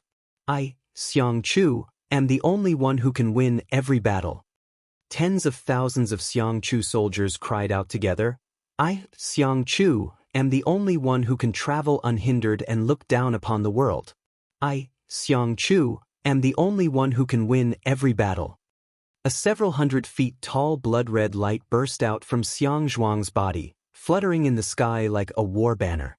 He raised his sword up high and cried out, "Men of Xiang Chu, follow me and kill the enemies. Don't be fooled by their numbers. They are just a bunch of chickens and dogs. We can wipe them out with one strike." Then he swung his sword casually, unleashing a sword beam that shot across a distance of nearly 1 mile. Along the way, several hundred Daqin prisoners were cut into 2 halves by Xiang Zhuang. But the bodies of several hundred prisoners exploded at the same time, sending countless poisonous liquids splashing all over the sky. Another several dozens of Xiang Chu soldiers were hit by too much poisonous liquid, causing their defensive blood-red light to dim and their bodies to be corroded by the poisonous liquid. But this sword strike had driven all the mighty soldiers of Xiang clan into a frenzy. Xiang Zhuang was the strongest warrior of Xiang Chu, and he was also a man with the strength to lift mountains and carry cauldrons. When Xiang Yu was not in the camp, Xiang Zhuang was the only person that all the Xiang Chu soldiers could submit to. All the mighty soldiers of Xiang clan gave a loud cry at the same time, raising their weapons high up and gathering around Xiang Zhuang. Even those mighty soldiers of Xiang clan who were hiding in the clay city had rushed out from the city, forming into a formation and slaughtering the endless Daqin prisoners as they approached Xiang village. Xiang Zhuang threw his head back and laughed complacently. He mounted on a single-horned rhinoceros, spurring the 6-feet-tall rhinoceros to run at the fastest speed. This rhinoceros ran with all its might. Tens of thousands of single-horned rhinoceroses in the surrounding rivers raised their heads and roared at the same time. A large cloud of smoke spurted out from under their feet, and they all soared into the sky. They were running as fast as a gust of wind while they were a foot above the ground. Tens of thousands of sturdy rhinoceroses galloped madly on the flat dam, crushing everything in their path into minced meat. Even the nascent soul cultivators among the prisoners of Daqin didn't dare to face the head-on attack of tens of thousands of rhinoceros monsters who had formed their demon cores. It was a destructive force that could destroy any military formation. Xiang Zhuang rode on the back of one of the rhinoceroses, leading the group of tens of thousands of rhinoceroses as they galloped forward. Tens of thousands of prisoners of Daqin were stabbed to death by these rhinoceroses and trampled into a thick layer of minced meat. More and more mighty soldiers of Xiang clan joined together with the troop of rhinoceroses. These warriors leaped onto the backs of the rhinoceroses, laughing and yelling as they rode forward. On the top of the clay city, Qi Bin and Lu Mei were holding the commander's talisman in their hands and shouting out loud, forbidding their soldiers from leaving the city without permission. But how could those mighty soldiers of Xiang clan listen to their orders? Some of the captains saw the commander's talisman in Qi Bin and Lu Mei's hands, but they acted as if they did not see it. While shouting and yelling, they brought their soldiers and charged out of the city at the fastest speed. Yu Ji laughed mockingly and said, "Still the same. Wherever the king is, the mighty soldiers of Xiang clan are invincible. Wherever the king is not, the mighty soldiers of Xiang clan are invincible.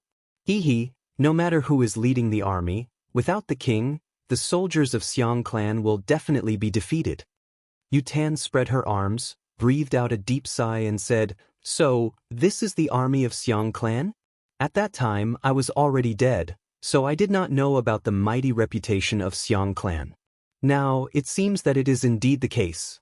With Xiang Yu, the mighty soldiers of Xiang clan are more than enough to sweep across the world.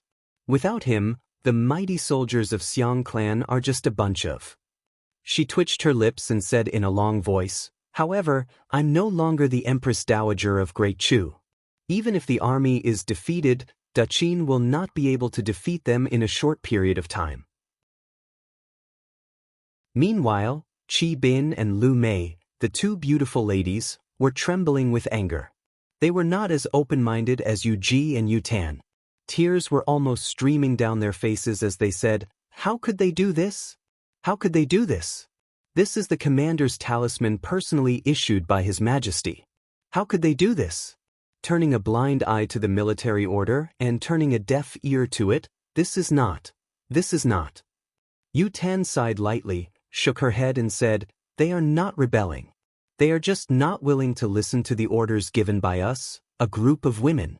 They are just a group of hot-blooded young men with great ambitions, who want to sweep across the world and sweep across the world. How can we, women and children, be qualified to command these fierce warriors?" Qi Bin said furiously, "But Daqin has deployed so many condemned prisoners to attack us fiercely. Obviously, there is a trick behind this. If they keep doing this, they will die." A deep, powerful and magnetic voice rang out slowly from behind the ladies. "If they want to die, then so be it. If they are dead, they can be used to craft divine immortal weapons. Divine immortal weapons will never violate the military order. It is they who are courting death, and it has nothing to do with the two imperial concubines." A gentle breeze rustled, as an old man suddenly appeared behind the ladies. He stood over 9 feet tall, and had a fat body. His face was round like a silver basin, and he had a 3 feet long silver beard. He carried himself with an air of elegance and nobility. A few hundred soldiers clad in black armors, their faces covered by pitch-black ghost masks, were following behind the old man soundlessly. Like a group of ghosts in the dark night, they too appeared out of nowhere. Qi Bin and Lu Mei gave the old man a surprised look, then bowed and said, "Qi Bin and Lu Mei offer greetings, King of Chunshin." Yu Ji arched her brows and gave the fat old man a provocative look. Yu Tan, on the other hand, had a charming smile on her face. Like a raging flame, she threw herself into the old man's arms and said, "My lord, long time no see. Do you still remember Yuan, who was cruelly sent to the palace by you?" The fat old man, the former lord of Chunshin of Chu State, and the current king of Chunshin of Great Chu, chuckled as he slapped Yu Tan's voluptuous buttocks and said, "I remember, how could I not? You even gave birth to a chubby boy for me. Too bad that boy was not lucky enough, as he was killed by someone after being the king of Great Chu for a few days." "Who is this beauty?" Lord of Chunshin, Huang Xie, licked his lips and fixed his gaze on Yu Ji. Yu Ji smiled gently, bowed to Huang Xie and said, "Yu Ji offers greetings, King of Chunshin. I have long heard of the great name of Lord of Chunshin." Huang Xie's gaze was as sharp as a blade, as if he could rip off all of Yu Ji's clothes. He laughed in a deep voice and said, "You are Xiang Yu's woman? He seems to be very lucky with women. Hee, where is Xiang Yu? I wonder if I can get you with the land of 3 provinces? Yu Ji, you are indeed a beauty." Yu Tan pursed her lips, pinched Huang Xie's waist, and gave him a hard twist. "My lord, could it be that you still have the same old temperament, falling in love with every girl you see? Perhaps Yuan was wrong to come back, and she should not have come back? For the past 2,000 years, Yuan has been trapped in that cave abode, cultivating the heaven-breeding script of Goddess Su, thinking about you day and night, hoping that with my cultivation base, I can once again make you happy. But it seems that Yuan should not have come back today." Yu Tan gave Huang Xie a heavy punch, then spun and left. This punch caused Huang Xie to howl in pain. The punch had sunk a foot deep into Huang Xie's body, almost shattering Huang Xie's protective clothing. Behind Huang Xie, several hundred armored soldiers pulled out their weapons at the same time, bringing with them countless shadows of ghosts and deities as they charged towards Yu Tan. "How dare you?" cried Huang Xie sternly. "This is my princess, your mistress, Li Yuan. From now on, when you see her, it is the same as when you see me. Do not disobey any of my orders." Huang Xie rubbed his waist, which was nearly pierced by Yu Tan's punch, then spread his arms and pulled Yu Tan into his arms. "Yuan, my little sweetheart, I was just joking. How could that brat Xiang Yu agree to sell his woman to me? It was just a joke, huh? You see, after so many years, I've been keeping the position of princess for you. He breathed out a deep sigh, then said in a deep voice, I've even kept the position of prince for you and my child. As long as you can give birth to a child for me, the future king of Chunshen will be that child. Wearing a complicated and slightly bitter smile, Huang Xie gently stroked Yutan's cheek and said in a low voice, It has been over 2,000 years. I have countless beautiful girls by my side, but it took me a lot of effort to find you. I know you must have come here, but why haven't I heard any news from you during these 2,000 years? Yutan sighed lightly, then put her arms around Huang Xie's 5-feet-tall waist. We'll talk about this later, she said in a low voice. Are you here for these 80,000 elite soldiers of Xiangyu? If you don't strike now, these 80,000 elite soldiers will be completely destroyed. Huang Xie grinned coldly. He straightened his back and said coolly, His Majesty has asked me to come here and help Xiangyu. His Majesty's divination technique has reached an unfathomable level, and he has predicted that Xiangyu will face a bloody calamity this time. Since this is His Majesty's decree, I'll naturally obey it. But, although I'm here, if these men of Xiangyu refuse to listen to my military order, there's nothing I can do. He sighed, hugged Yutan, and suddenly threw his head back and gave a loud roar, I Huang Xie am here. Xiang Zhuang, His Majesty has issued a decree. Bring your soldiers back here at once. When Xiang Zhuang, who was leading his soldiers and fighting fiercely against the condemned prisoners of Daqin, heard Huang Xie's roar, he turned his body swaggeringly, gave Huang Xie a hand gesture, and said, Old fool, you have no right to interfere in the affairs of Xiang clan. Motherfucker, which bastard opened the teleportation array and let this old man run over here and be so nosy? When I get back, Lao Tzu will definitely chop his entire family into pieces. Upon hearing Xiang Zhuang's roar, Huang Xie clapped his hands contentedly, laughed joyfully, and said, Look, the 2 imperial concubines are my witnesses. Xiang Zhuang is ignoring me. Even if all 80,000 soldiers die here today, it has nothing to do with me. I win, the smell of blood is overwhelming here. Let's return to my fief and live a carefree life. Hee, Xiangyu, if he dies here, the great Chu dynasty will be cleared. Yutan smiled faintly and quickly exchanged a glance with Yuji. While Yuji was about to say something, a tremendous force suddenly came smashing down from the sky. Lord Chunshen, Huang Xie? I'd like to invite you to Daqin as a guest. I wonder if I can invite you here? Chapter 244. A dark cloud slowly descended from the sky. Behind Yingzhang's back, 8 flood dragons and 1 serpent could be vaguely seen twisting and roaring amidst the dark cloud. Li Si, Su Fu, Gigazi, and a few other civil officials were standing on the cloud, looking down at Huang Xie. On the other hand, Yingzheng was laughing complacently, staring straight at Huang Xie like a hungry wolf who had just laid eyes on a little lamb, wishing he could swallow Huang Xie into his belly in one bite. If he could subdue Huang Xie, a large portion of Great Chu's overall strength would fall into Yingzheng's hands. In Yingzheng's eyes, Huang Xie was not an enemy, but a glittering mountain of gold. If he could not persuade Huang Xie to surrender, he could just kidnap him. In any case, Huang Xie was an important figure of Great Chu, and since he had bumped into him, he could never let him go. A dark cloud rose from the top of his head, and the cauldron of Yu had come rolling out from it, bringing with it a great wave of water. The cauldron had accumulated a great amount of blood and energy essence, and the patterns of various monsters on its surface were moving slowly like living creatures. An immense pressure came crashing down from above, pressing down on Huang Xie and the others. Yingzheng had exerted all his cultivation base, pressing down on Huang Xie with all his might. With a stern air of an emperor, he said word by word, If Duke of Chunshen is willing to surrender to me, you will enjoy the title of a king for generations to come. I will also treat you with the courtesy of a master.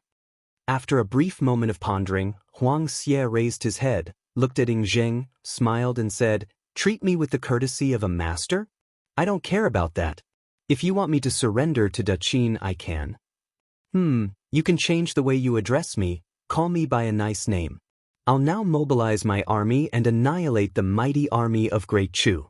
I'll deploy all the armies in Chunshan Kingdom and cooperate with Qin army in attacking Great Chu. Ying Zheng's face flickered, and he cried out sternly, as long as Duke of Chunshan says it, I'll do it. Li Si and Su Fu's faces flickered, and they were about to dissuade Ying Zheng when Huang Xie laughed out loud in a strange voice. Tisk, that's great. Ying Zheng, actually, I've wanted to tell you this over 2,000 years ago, but I never had the chance. Hey, call me father, then kneel down and give me a few kowtows, and the Chunshan Kingdom will be yours. Ha, good boy, say something. Ying Zheng's face turned green with anger. Huang Xie, you are a hero of the generation, but you are worse than a ruffian, he bellowed. Then he waved his hand casually, and the vast amount of dark gas behind Ying Zheng's back condensed into several hundred black thunderbolts, each the size of a water tank.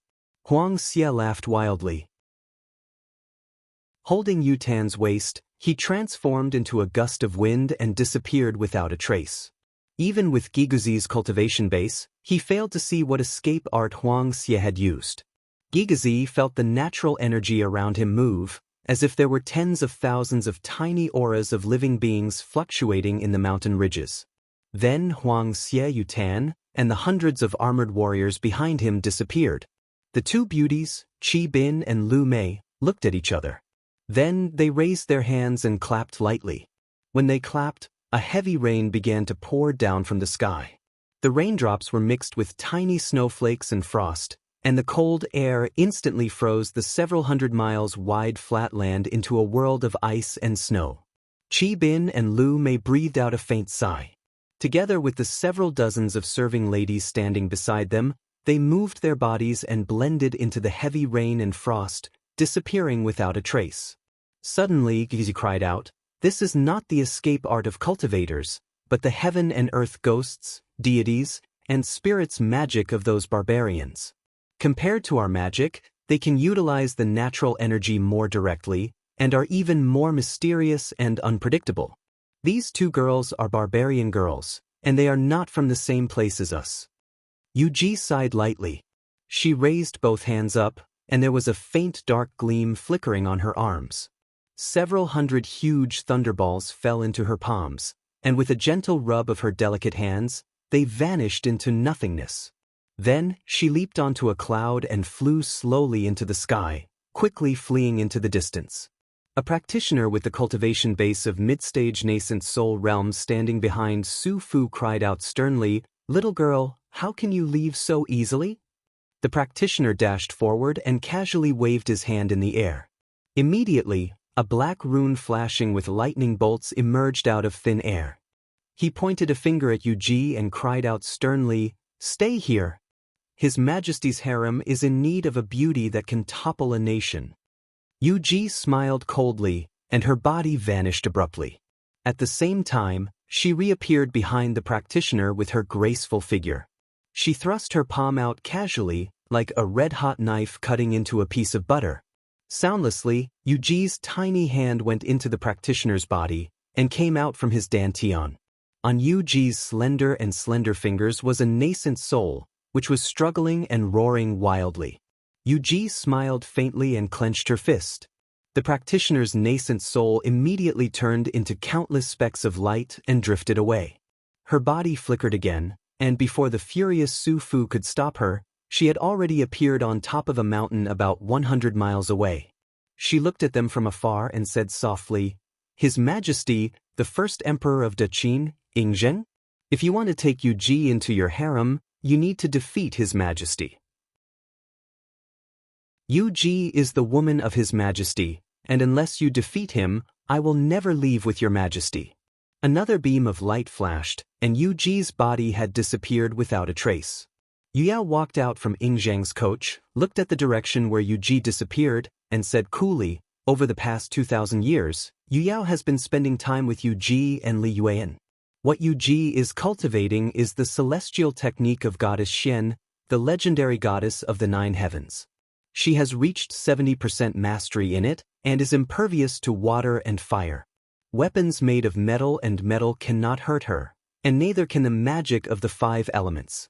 Her cultivation technique is very profound, and with just a thought, she can travel 10,000 miles away. Even a cultivator who has formed his nascent divinity cannot catch up with her with the divine ability of teleportation. Yu Yao smiled faintly and said in a deep voice, "With her help, Xiang Yu will undoubtedly have a pair of wings on his back.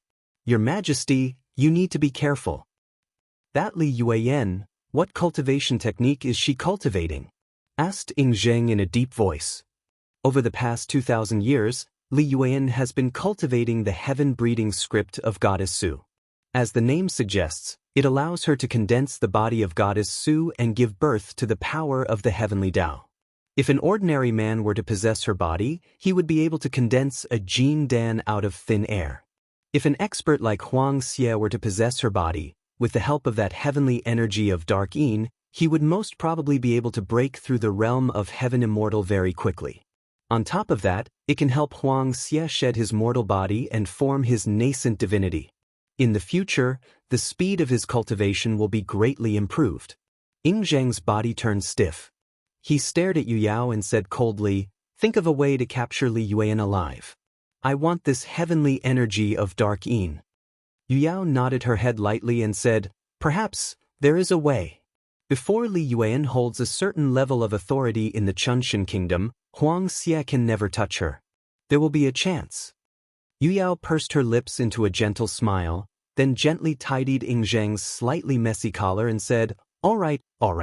Don't be like how you used to be, trying to snatch every good thing you see. Let's settle the serious business first. Without Xiang Yu, the overall strength of Xiang Yu's mighty army has dropped by more than one-fold. Eradicating them first is the most important thing. Faint noises of rolling waves could be heard coming from within the cauldron of Yu. Countless shadows of aquatic demons, each the size of a sesame seed, were seen struggling and twisting amidst the sea of blood, while letting out faint but clearly audible cries. Leading the mighty army of Xiang clan, Xiang Zhuang had slaughtered countless condemned prisoners of Daqin. Even the several dozens of condemned prisoners with the cultivation base of nascent soul realm were killed by Xiang Zhuang and Xiang Ta. When the mighty army of Xiang clan formed into a formation and mounted on the single-horned rhinoceros, although they were not equipped with chariots, the combative strength of several tens of thousands of Xiang clan cavalrymen was more than enough to shock anyone.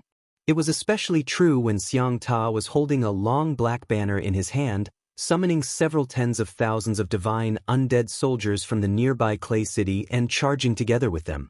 It made it even harder for the condemned prisoners of Daqin to stop them. Wherever the mighty army of Xiang clan went, corpses were strewn all over the ground. Blood splashed and soared into the sky, while countless dead bodies and skeletons were scattered all over the ground. However, the blood essence of all the Daqin prisoners who were killed had vanished into thin air, sucked into the cauldron by Su Fu and the others using a mystic technique. More and more condemned prisoners of Daqin kept rushing down from the mountain ridges, pouring into the flatland and crazily charging towards the mighty army of Xiang clan. Coldly staring at those prisoners who were desperately fighting for their lives, Ing Zheng suddenly said in a cold voice, "It's about time, Su Fu, do it now. If these condemned prisoners can make some contribution to me, Daqin, before they die, it will not be in vain that they have come to this mortal world. After they are dead, we'll just have to absolve them of their crimes." Su Fu cupped his fist and answered. After that, a strange gleam flickered in his Dharma eyes of yin and yang, and a black rune that was glinting with an immense evil aura took shape on his forehead. Suddenly, the bodies of the condemned prisoners of Daqin who were charging at high speed turned stiff. The rune on their foreheads suddenly shone brightly, and then their heads exploded at the same time. Countless blooms of blood bloomed in the air, as the blood essence of these dead prisoners suddenly appeared in the cauldron of Yu. Meanwhile, their body fluids, bones, and flesh exploded and turned into a dark poisonous liquid that blotted the sky. Together with a pungent smell of medicine, the liquid transformed into a dark torrent that blotted the sky and blotted the earth, rushing towards the mighty army led by Xiang Zhuang. Xiang Zhuang gave a loud and stern cry, while a large amount of blood-red light burst out from the body of the several tens of thousands of mighty soldiers under his command, protecting them tightly. The dark poisonous liquid clashed forcefully with the blood-red light, quickly corroding the blood-red light and depleting the energies in the bodies of the mighty soldiers at an incredible speed. Amidst sizzling noises, the blood-red light became thinner and gradually became as thin as a thin piece of paper. It looked like it was about to be completely corroded by the poisonous liquid. Clang. Suddenly, the enormous amount of blood essence accumulated in the cauldron of Yu transformed into a huge stream of energy and was absorbed by those ferocious aquatic demons trapped in the cauldron. These aquatic demons, who had been trapped in the cauldron for an unknown number of years, threw their heads back and roared furiously into the sky. After absorbing the energy transformed from the blood essence, they opened their mouths and sprayed out a stream of prime demon energy. The bright, pitch-black demon energy towered into the sky, injecting into the bodies of the 8 flood dragons and 1 serpent who were wheeling behind Ying Zhang's back. The bodies of the 8 flood dragons and 1 serpent, which were originally about 1,000 feet long, suddenly expanded to about 3,000 feet. No matter it was their size or their aura, both had increased by a few times. The ripples of energy emanating from Ying Zhang's body became like the raging waves of the ocean. The vast and endless ripples of energy transformed into dark mists that one could see with naked eyes, rolling and rolling out from Ying Zhang's body. Using the blood essence of several million condemned prisoners as a sacrifice, and borrowing the mighty divine power of the Cauldron of Yu, Ying Zhang had forcibly elevated his cultivation base to a realm that was infinitely close to the realm of heaven immortal. Ying Zhang threw his head back and let out a loud laugh. Casually, he produced the sword of Emperor Qin, which transformed into a 1,000 feet long flood dragon. Abruptly, it transformed into countless golden sword energies that shot out in all directions, thrusting towards the mighty army of Xiang clan down below. 9 Dragons Cauldron Grand Magic, sword sweeps 6 directions, cried Ying Zhang. Countless golden sword energies blanketed an area of 1,000 miles in circumference. The color of the weather changed, and the natural energies were all sucked dry by the sword energies. There was no other aura or light between the heaven and the earth, only Ying Zhang's black dragon energies and golden sword energies that filled the void. Several tens of thousands of divine undead soldiers were ripped to shreds by the sword energies, and one after another, the mighty army of Xiang clan was torn to pieces amidst the raging golden tides. Large groups of single-horned rhinoceroses threw their heads back and howled, trying to break out from the area covered by the deadly sword energies. But the sword energies were everywhere, enveloping everything. One after another, all the single-horned rhinoceroses fell to the ground with blood spraying out from their mouths, their bones, flesh, and souls shattered by the sword energies. Xiang Zhuang, Xiang Ta, and all the captains of Xiang clan roared furiously and leaped into the sky, burning the fiend energy pearls in their bodies, trying to defend against the boundless sword energies. But when the sword energies flashed, Xiang Zhuang, Xiang Ta, and all the other captains fell down from the sky, bathed in blood. Xiang Ta roared furiously. Casually, he threw out a couple dozens of talismans made from bamboo boards, which transformed into a large sheet of green light that enveloped all the trusted captains and personal guards of Xiang clan, then vanished into thin air. Less than 3,000 captains and soldiers of Xiang clan managed to escape, while the rest of the mighty army of Xiang clan were all slaughtered by Ying Zhang. Chapter 245. Outside Meng Fortress, the 5 demon kings of Meng Mountains were besieging Xiangyu, sending his bones and flesh flying in all directions. It was especially true for Jin Jia and Xiong Wanling. These 2 demon kings were ferocious by nature, and they did not like to attack their enemies with magic. Instead, they would resort to violent attacks. Wherever their punches and kicks went, blood and flesh would fly in all directions. Su Meier's pinkish flying sword and He Chenxio's cranebeak scissors kept piercing Xiang Yu's body, breaking his bones and making him scream miserably. However, the one that hurt Xiang Yu the most was undoubtedly Huo Yu's rotting bones and soul-devouring energy. Not only was the vicious corpse energy melting Xiang Yu's muscles and bones, it was also crazily corroding his nascent divinity. Through Wu Qi's mystic eyes of universe, Xiang Yu's nascent divinity was struggling to resist the attack from the blood shadow of the celestial fiend behind his back. Then, under the double attack of the corpse energy, Xiang Yu's nascent divinity was like a flickering candle in a raging wind, about to be extinguished at any time. Once the nascent divinity was extinguished, everything would turn into nothingness. With a cold gaze, Wu Qi looked at Xiang Yu, who had no strength to fight back. Suddenly, he waved his left arm and activated the Earth Element Dragon Scale Shield. Several tens of thousands of dragon scale-shaped golden beams were shrouded in a thick layer of yellowish earth energy, thrusting straight towards Xiang Yu amidst deep, muffled wind-breaking noises. Each of these dragon scale-shaped golden beams weighed several hundreds of thousands of kilograms. Coupled with the high-speed impact, which was a few times faster than the speed of sound, the force brought by these golden beams was enough to easily penetrate several dozens of lofty mountains. Countless golden beams pierced through the rotting bones and soul-devouring energy like a thunderstorm, smashing viciously onto Xiang Yu's body. Xiang Yu's pale black bones were brutally struck by these golden beams. The incredibly sharp dragon scale-shaped golden beams were extremely heavy and fast, shattering his bones inch by inch. Countless golden beams shuttled back and forth, smashing and smashing on Xiang Yu's body, peeling off the last bit of his skin and flesh, and shattering his bones layer by layer. Deep, muffled noises of collision kept ringing out. Suddenly, Xiang Yu's body was left with a head shrouded in a blood-red light, while the rest of his body was smashed to pieces by the golden beams shot out from the Earth Element Dragon Scale Shield. All 5 demon kings were taken aback by Wu Qi's response. Only they knew how tough Xiang Yu's body was. They had to rely on their own strength and the power of upper-grade magical treasures to tear his body apart. The fact that the Earth Element Dragon Scale Shield could hurt Xiang Yu's fleshly body proved that the power of this magical treasure was not weak at all. They glanced at Wu Qi almost at the same time. The shape and aura of the dragon scales were very conspicuous. They recognized the origin of these golden lights.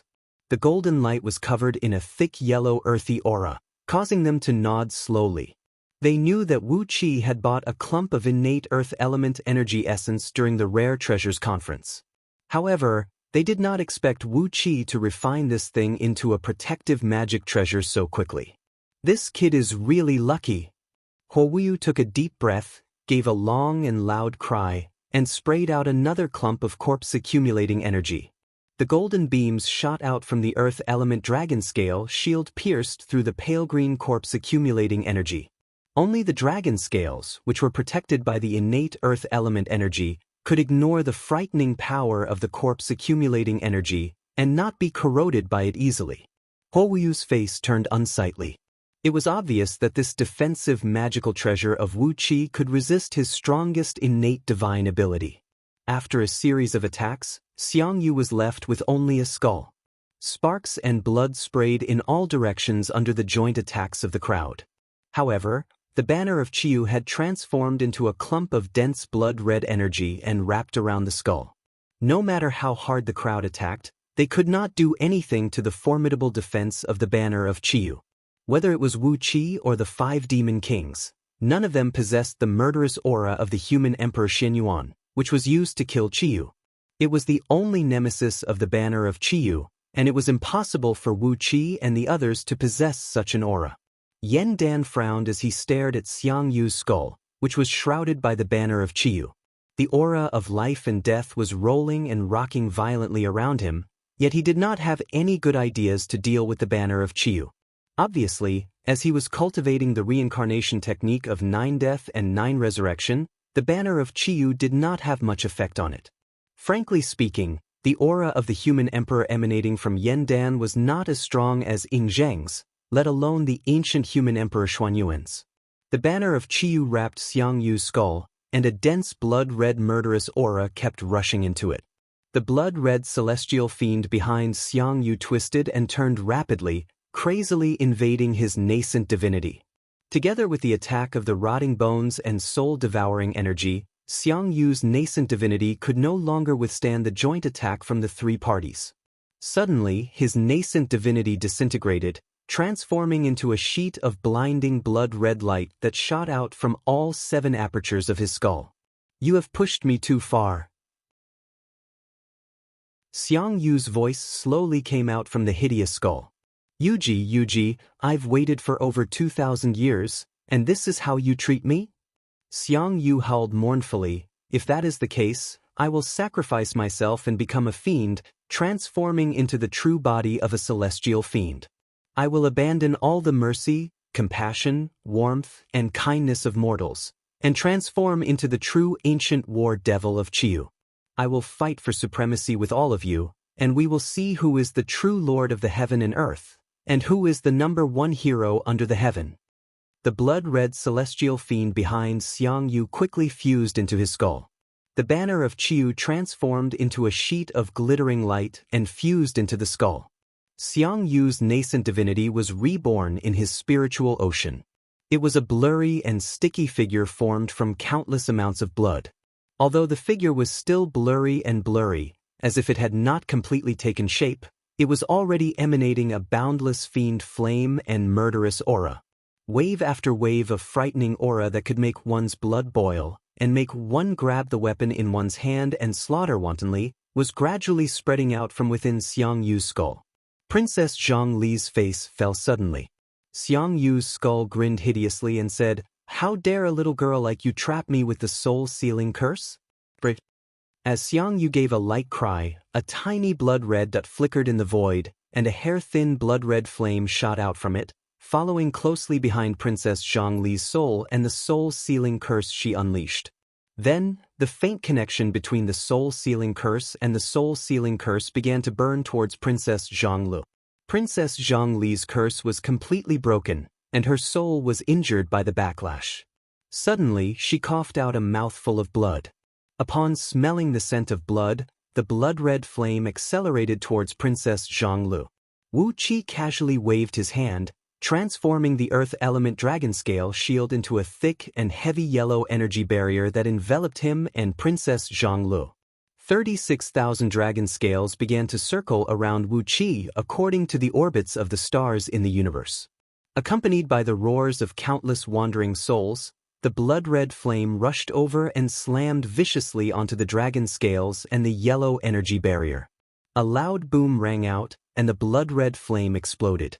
Wu Qi and Princess Zhang Li were knocked flying away by a tremendous murderous force, falling into the Meng fortress in a sorry state. They smashed through several dozens of tall buildings in a row before finally smashing to the ground. Fortunately, they were protected by the earth element dragon scale shield. Although they suffered some shock, they were not seriously injured. Holding Princess Zhang Li in his arms, Wu Qi sprung up to his feet and cried out sternly, "Cultivators of Meng Fortress, listen to my command. Kill Xiang Yu with thunder magic. I'd like to see if the Xiang Yu is really unkillable and indestructible." Xiantian cultivators could not lock down Xiang Yu from 100 miles away with their divine sense. However, Jindan human immortals and earth immortals of nascent soul realm could use their divine abilities to injure their enemies from 100 miles away. With the title of Westfield Headquarters Deputy Chief Supervisor, Wu Qi gave out his order. Among the several tens of thousands of cultivators in Meng Fortress, there were 20 nascent soul cultivators and over 100 Jindan cultivators. One after another, they locked down Xiang Yu with their divine sense, unleashing various spirit talismans and magical techniques. Bolts of thunderbolts mixed with the rotting bones and soul-devouring energy struck Xiang Yu's skull, exploding and filling the sky with blinking blood-red light. The fiend flame of the banner of Chiyu surged higher and higher, while the skull protecting Xiang Yu let out a deafening roar, leaving behind a beam of blood-red light as it fled towards the depth of Meng Mountains. Once again, the natural energies from all directions rushed crazily towards Xiang Yu, fusing into his skull. On his skull, strands of skin and flesh grew out at an incredible speed, while blood-red hair grew out from his scalp as well. Very soon, a 10-feet-long blood-red hair grew out from his skull. Amidst a series of cracking noises, a newly born, pale black, half-transparent spine poked out from underneath his skull. With this spine as the center, ribs, pelvis, and many other bones kept growing out. In just the time of a few breaths, all the bones in Xiang Yu's body were completely reborn. On top of that, the defensive strength of this newly born skeleton was at least 10 times stronger than before. When Xiong Wanling's bare paw, Jin Jia's hammer, Su Meier's flying sword, and He Qianqiu's crane beak landed on Xiang Yu's body, they could only produce large amounts of sparks and leave deep marks on his skin. None of them could break his bones. The thunderbolts that blotted the sky kept falling down, but they only covered Xiang Yu's bones with a thick layer of thunderbolts, and failed to break his defense. Even when the most vicious rotting bones and soul-devouring energy kept sprinkling on Xiang Yu's bones, it could only produce large amounts of blood-red ripples, and could not cause any more damage to his body. The banner of Qiyu shot out from the top of Xiang Yu's head, shrouded in an eerie blood-red gleam. The blood-red gleam that covered the area of 1,000 feet in circumference kept Huo Wuyu's soul-devouring energy at bay. Xiang Yu, who had given up the persistence in his nascent divinity and chose to completely fuse with the fiend's soul he cultivated, had gradually transformed into a true immortal fiend body. The defensive strength and recovery ability of his body had been improved to an astonishing level. On his glowing bones, dark purple muscles, meridians, and blood vessels began to grow at an incredible speed. Before long, when Xiang Yu had just fled tens of miles away, his body had fully grown, and it was even stronger and taller than his original body. At first glance, the muscles on his body looked like alloy ingots, sharp and angular, glinting with an eerie cold gleam. The banner of Qiyu was spinning at an incredible speed. Just as Xiang Yu was about to flee into Meng Mountains, a plume of dark mist suddenly towered up into the sky from the front. Amidst the dark mist, 8 crocodile-shaped black alligators with 2 horns on their heads leaped out, opened their mouths, and pounced viciously toward Xiang Yu. Xiang Yu, who had just recovered his body and was still very weak, was thrown to the ground by the tremendous force of these alligators.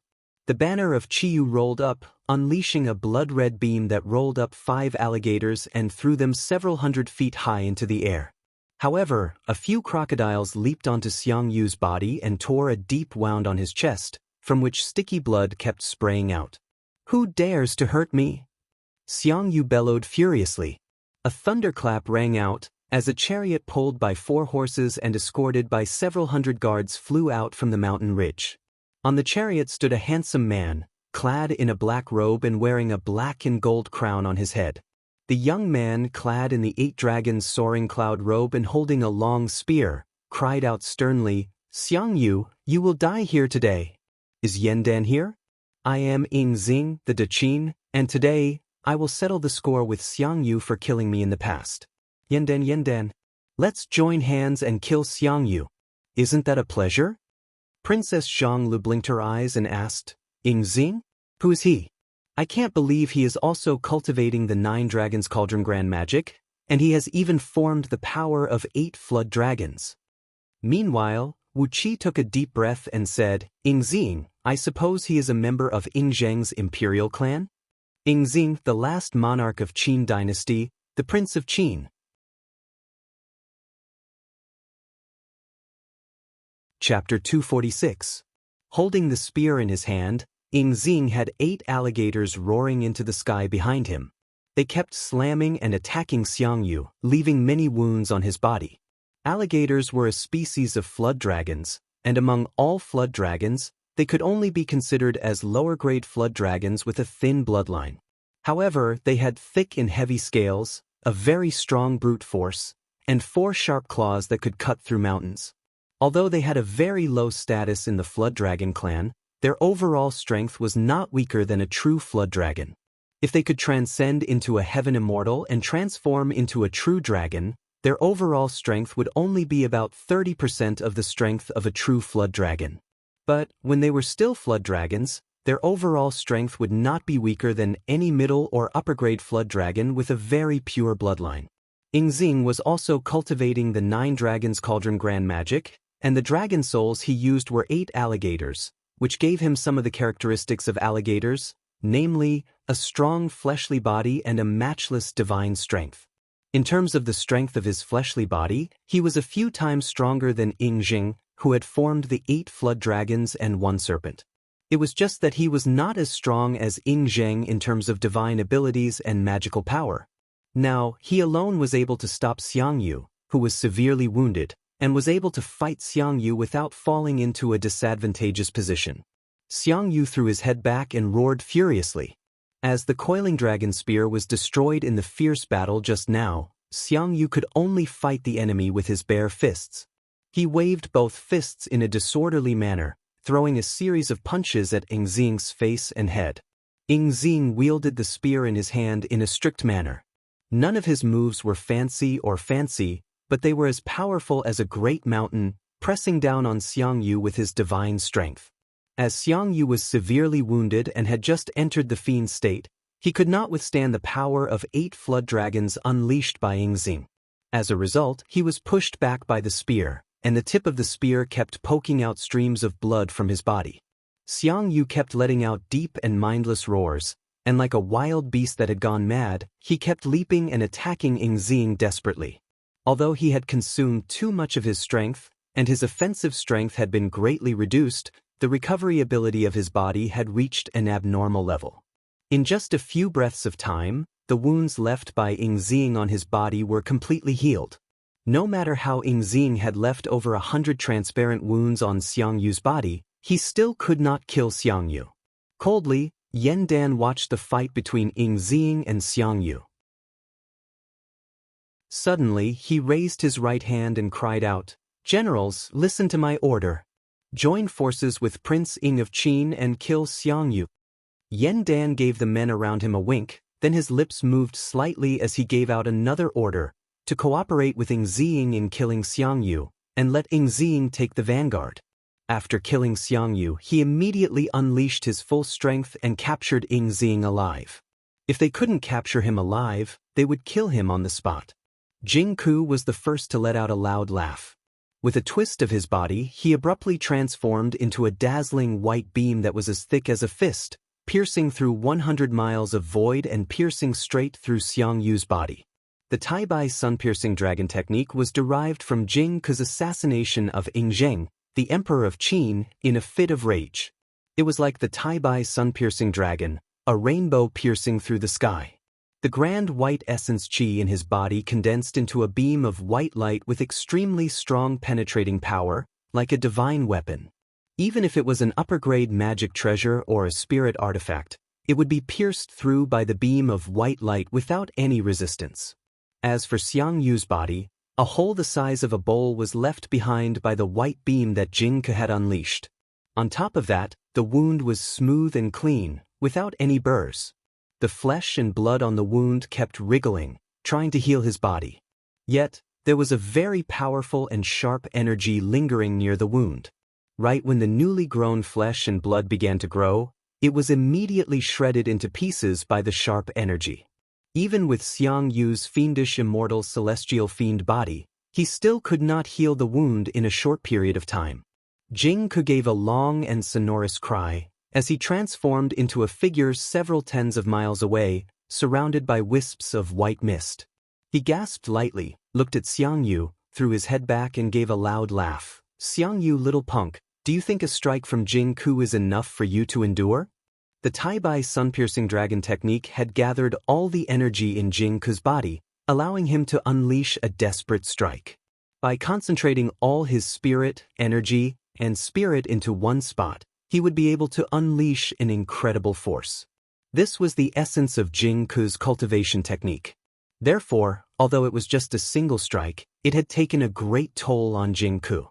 The strike had consumed about 50% of his energy, and that was why he was panting and hurriedly circulating his breath to restore his cultivation. A blood-red gleam shot out from Xiang Yu's eyes as he glared at Jing Ke and howled into the sky, "Jing Ke, I'm going to kill you." Xiang Yu's body and nascent divinity had both been turned into fiendish. At this moment, he had lost all his senses. The more damage he suffered, the stronger his instinct would drive him to attack. Jing Ke's strike had caused a very serious damage to his body. Immediately, Xiang Yu abandoned Ying Xing, who was attacking him with all his might. Roaring and roaring, he sprinted towards Jingku while emanating a blood-red gleam that blotted the sky. Ingzing gave a loud laugh, then waved his spear and unleashed several dozens of black beams that took the shape of an alligator and a dragon, hitting Xiang Yu in a row. These heavy blows ripped a large amount of flesh and blood from Xiang Yu's body, exposing his pale black bones. The banner of Qiyu let out a shrill roar of a warrior, while a large sheet of blood-red gleam rushed out from Xiang Yu's body and fused into the banner, covering an area of 1,000 feet in circumference and firmly protecting Xiang Yu. Ingzing thrust his spear again, but when the dragon-shaped beam hit the banner of Qiyu, it only produced a few insignificant blood-red ripples, and did not hurt Xiang Yu at all. On the contrary, Ingzing's spear was twisted and turned by the banner of Qiyu, causing a severe pain in his wrist and nearly making the spear fly out of his hand. Ingzing was greatly shocked. He quickly dragged the spear and retreated backward, but Xiang Yu's attention was once again attracted by his attack. Without hesitation, he thrust his fist towards Ingzing. Suddenly, a vast and mighty murderous blood energy sprayed out from the banner of Qiyu, quickly fusing into Xiang Yu's fist. It transformed into a fierce tiger fist with a sharp horn on its head, thrusting towards Ingzing's back amidst a shrill tiger roar. When this several hundred feet long blood-red tiger made its appearance, the surrounding natural energies were immediately swept away, and all the flowers and trees in the woods withered and died at the same time. An immense aura of death soared up from the ground, transforming into countless pitch-black palms that grabbed towards Ingzing's body amidst cruel ghost howls. Ingzing was caught off guard, and was grabbed by these black palms that came out of nowhere. His body was tightly gripped by these black palms, and he could not move at all. The blood-red tiger approached his body at an incredible speed, and when it was about to reach Ingzing's back, it shrunk into a fist about the size of a human head, then smashed brutally into the middle of Ingzing's back. A loud boom rang out, followed by countless battle bugles. The dragon robe worn by Ingzing was ripped to shreds, and his spine was broken inch by the fist. Blood burst out from his 7 apertures, and he was knocked flying several miles away by the fist. Seeing that Ingzing was severely wounded by Xiang Yu, Yan Dan clapped his hands and said with a loud laugh, "Excellent. Quickly capture Ingzing alive." Before his words could fade away, all the guards brought here by Ingzing gave a loud cry at the same time. Suddenly, their skins exploded, revealing their metallic bodies that shone with a dazzling gleam underneath. These guards were all metal demon figurines that had their faces covered with human skins. When they saw their target was wounded, they immediately revealed their true faces, striding towards Ingzing. Several hundred demon figurines stood in a circular formation around Ingzing. Dazzling gleams could be seen flashing and blinking under their feet, as they quickly formed into a large teleportation formation. An enormous amount of energy rushed out from these metal demon figurines and surged into the teleportation formation, providing it with enough power to break through the void. Suddenly, Ingzing and the several hundred demon figurines' bodies turned blurry, and then disappeared into thin air. MOD stared at the direction where Ingzing and the demon figurines disappeared with astonishment. He smiled delightedly and said, "By carving a part of the teleportation formation into these demon figurines, when needed, these several hundred demon figurines can activate the restrictive spells in their bodies and immediately form a moving teleportation formation." It was indeed a strange and wonderful idea, too wonderful for words. This must be Giguzi's ingenious idea. How could anyone else have such an ability? Sun Kuang nodded his head, smiled, and said, "It must be Brother Wang Su's idea. Chimen Duanjia, mechanisms and concealed weapons. Under the heaven, only Brother Wang Su alone can fight against Mo sect." MOD rubbed his palms excitedly and said, "I wonder how powerful these demon figurines of Qin army are. Perhaps Mo sect will have to bring out all those powerful war machines produced by them over the years and have a final showdown with Qin army. Especially the Mo city. This old man has always wanted to see exactly how powerful the Mo city is." While both of them were praising Giguzi's divine ability, on the other side, Yan Dan had personally brought many captains and ministers, encircling Xiang Yu in 3 layers of encirclement. The three of them led many great Yen cultivators and deployed various restrictive spells and formations, completely covering the void. Xiang Yu was roaring furiously and slashing left and right, but there was no way he could break through. Fan Yuqi, whose body was burly and huge like an iron ingot, held a pair of crescent-shaped halberds in his hands, and fearlessly rushed up and engaged in a close combat with Xiang Yu. The main cultivation technique Fan Yuqi cultivated was the earthly indestructible body of indestructible sect. As a result, his fleshly body was incredibly strong. There was also a very powerful innate spirit item hiding in his body, which seemed to be an earth element innate spirit item. Fan Yuqi's fleshly body had been nourished and tempered by the innate earth element energy for over 2,000 years, and the incredible defensive strength of his fleshly body made even Wu Qi, who was watching the battle, shake his head. He is just like a stone in a latrine pit, smelly and hard. I can't break it. Wu Qi could not help but shake his head as he watched Xiang Yu land several hundred punches on Fan Yuqi's body in a row, only producing a large number of sparks, and not even a single hair of Fan Yuqi's was harmed. The tempering of the fleshly body was a laborious and time-consuming work. Fan Yuqi also had an innate earth element spirit item with him, and the earthly indestructible body of indestructible body that he had spent over 2,000 years to cultivate had reached the limit of the fleshly body below the realm of Heaven Immortal. Unless it was a Heaven Immortal, not even Waning Dragon King could leave a single scratch on his skin. Compared to Fan Yuqi's fleshly body, Wu Qi's Dharma body of Earth Immortal was as fragile as the shell of an egg. Let it go. He has been cultivating for over 2,000 years, but how long have I been cultivating for? Wu Qi bared his teeth and stared at Fan Yuqi, who was fighting head-on with Xiang Yu. He felt a sharp pain in his teeth. Suddenly, another golden light flashed.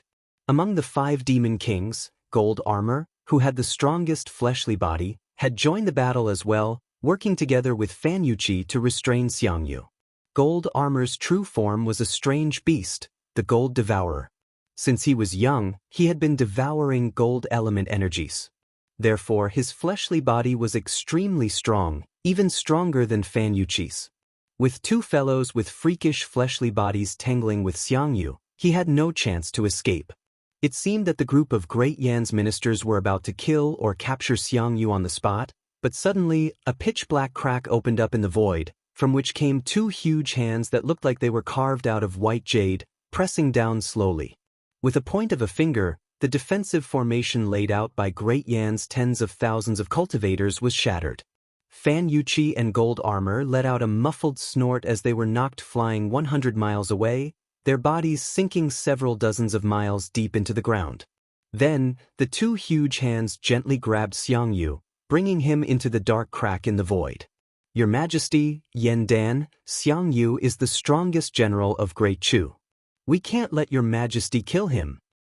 Great Chu's Chu Ping offers greetings. Great Chu and Great Yen have never had anything to do with each other. Our greatest enemy is Daqin. Why don't Great Chu and Great Yen join hands and fight against Daqin together? Looking at Xiang Yu, who was quickly dragged into the dark crack by the 2 huge hands, Yen Dan pondered for a brief moment, then cried out sternly, "All right."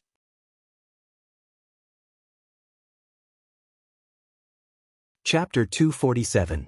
A muffled rumble echoed out, as the city gate of Meng Fortress slowly opened. Together with Wu Qi, 10,000 warriors clad in dark green armors, blood-red capes draped over their shoulders, helmets adorned with blood-red swan feathers, and armors so polished that they looked like mirrors, walked slowly out of the city gate and lined up in a formation to welcome the guests. The sound of drumming echoed out. Behind the formation, Yen Dan was seen sitting on a chariot, walking slowly out of the city. Amidst the mountain ridges outside the city, countless grasses and trees suddenly swayed even though there was no wind. The rustling of the pine trees shook the ground. Amidst the dense grasses, countless tiny wildflowers suddenly sprouted, blooming in large patches of colorful flowers. The splendid sea of flowers stretched from the mountain ridges far away to the city gate of Meng Fortress. A very strong natural energy was emanating from these lowly wildflowers. The natural energy unleashed by these wildflowers that could be found everywhere was comparable to those spirit herbs that had been growing for several hundred years. Amidst the grasses and trees that swayed even though there was no wind, one could vaguely see the shadows of a great number of mountain ghosts and wild deities. These ghosts and deities had blurry faces, and their clothes were oddly ancient. Judging from the energy ripples emanating from them, the weakest among them was equivalent to a cultivator of Jin Dan realm. A few of them were clad in an ancient long robe, with a tall crown on their head, and their facial features clear like a living person.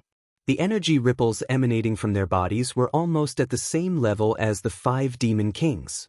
However, these mountain ghosts and deities were, after all, living beings of nature. They were constantly restrained and suppressed by the righteous energy of the heaven and earth. Although the energy ripples emanating from them had reached the realm of nascent divinity, the overall strength they could unleash was still much weaker than the 5 demon kings. Nevertheless, the number of these mountain ghosts and deities was huge. At first glance, Wuqi estimated that there were at least several 100,000 of them, and perhaps there were at least 100 nascent divinity ghosts and deities hiding among them.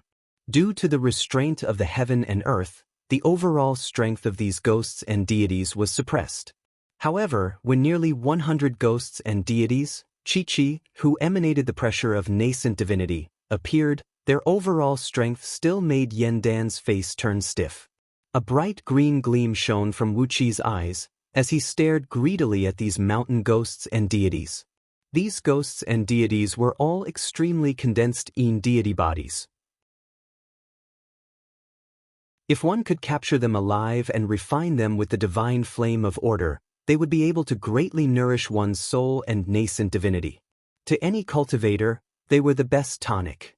The most amazing thing was that although these wild mountain ghosts were emitting terrifying waves of magical power, their strength was on average 1 level lower than their cultivation level. If they really wanted to make a move, even a nascent soul-level ghost could be easily taken down. Soul and primordial spirit were the foundation of a cultivator. Being able to improve it even a little bit was a great opportunity. The sudden appearance of so many wild mountain ghosts and deities in front of Wuqi was equivalent to a large number of great tonic pills taking the initiative to deliver themselves to him. Wuqi was already thinking about how to subdue a few of these ghosts and deities. Gusts of chilly wind brushed past their ankles and brushed past their ankles. Suddenly, those ghosts and deities saw Chi-Chi bowing to them and said, "We, the lonely souls of the wilderness, offer our greetings to the Emperor of Great Yen Dynasty. May Great Yen Dynasty enjoy the eternal reign and reign for all ages." A loud boom rang out, as a lofty mountain in the distance suddenly crumbled and crumbled. A giant serpent, about 1 mile in diameter, its body covered in pale golden scales, its head protruding with a pair of horns, and a mouth full of razor-sharp teeth, slowly squeezed out from underneath the crumbling mountain. The serpent was ridiculously huge, with its body measuring about 1 mile in diameter, reaching a height of 70 to 80 miles. With just a wiggle of its body, the gigantic head of the serpent had arrived before the front gate of Meng Fortress. Slowly, the serpent slid down to the ground, lying flat on the ground. The length of its body that was exposed from underneath the mountain was already 70 to 80 miles long, and it was unknown how much more of its body was still hiding under the ground. However, no one really cared how big this serpent was. Just the fact that it had exposed half of its body to the ground had already frightened most of the soldiers in Meng Fortress. Clang, clang.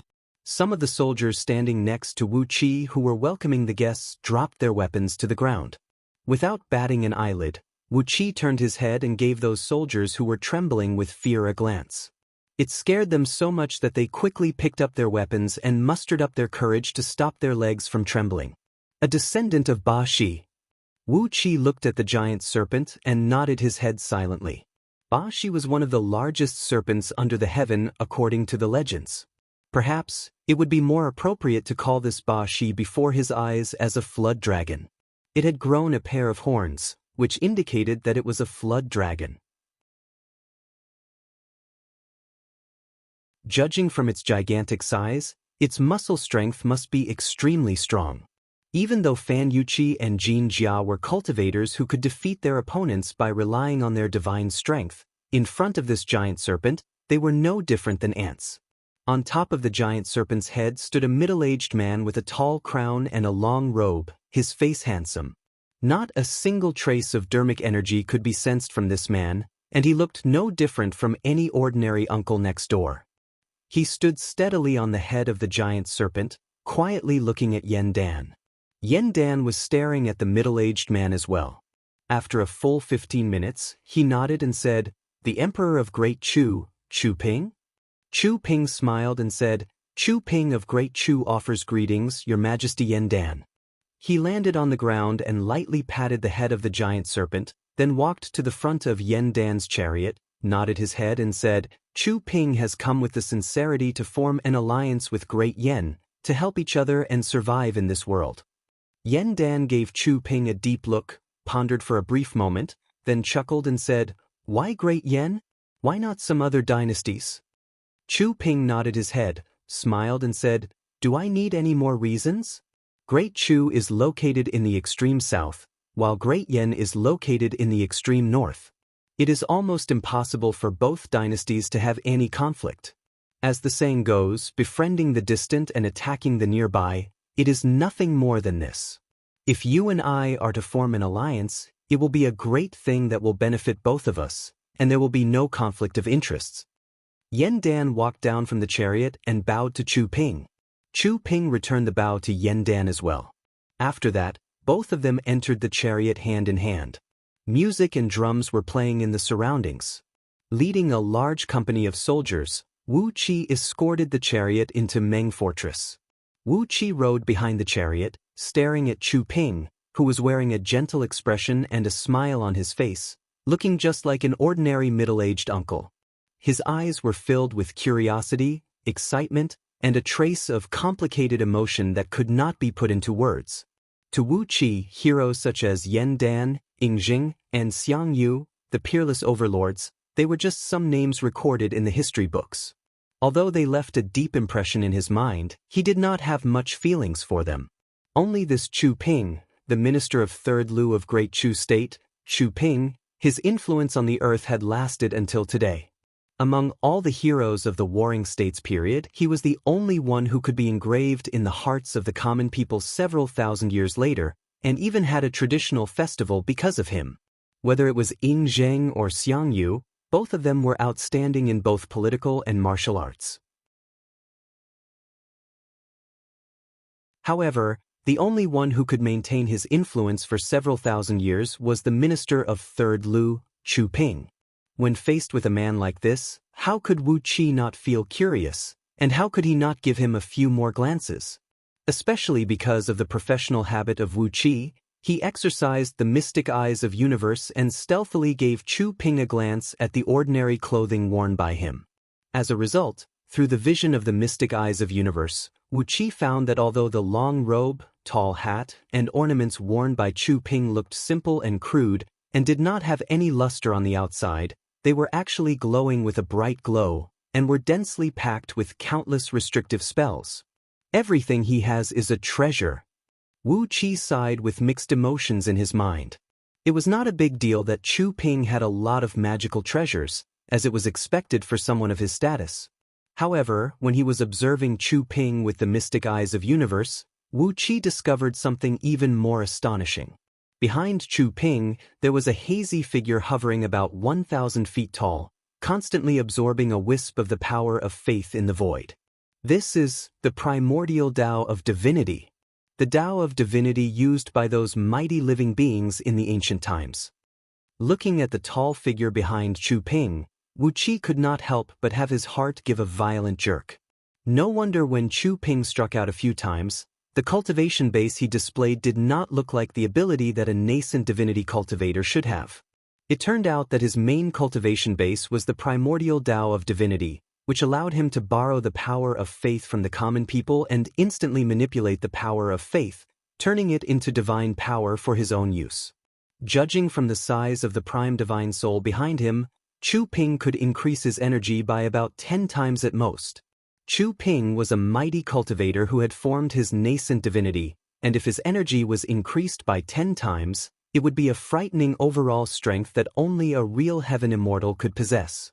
What a ridiculously strong monster! Nevertheless, he has enjoyed several thousand years of incense burning on earth, and with the power of faith gathered together, it is more than enough to push him to his current level. Not to mention that he has the power of faith from the common people of Great Chu dynasty.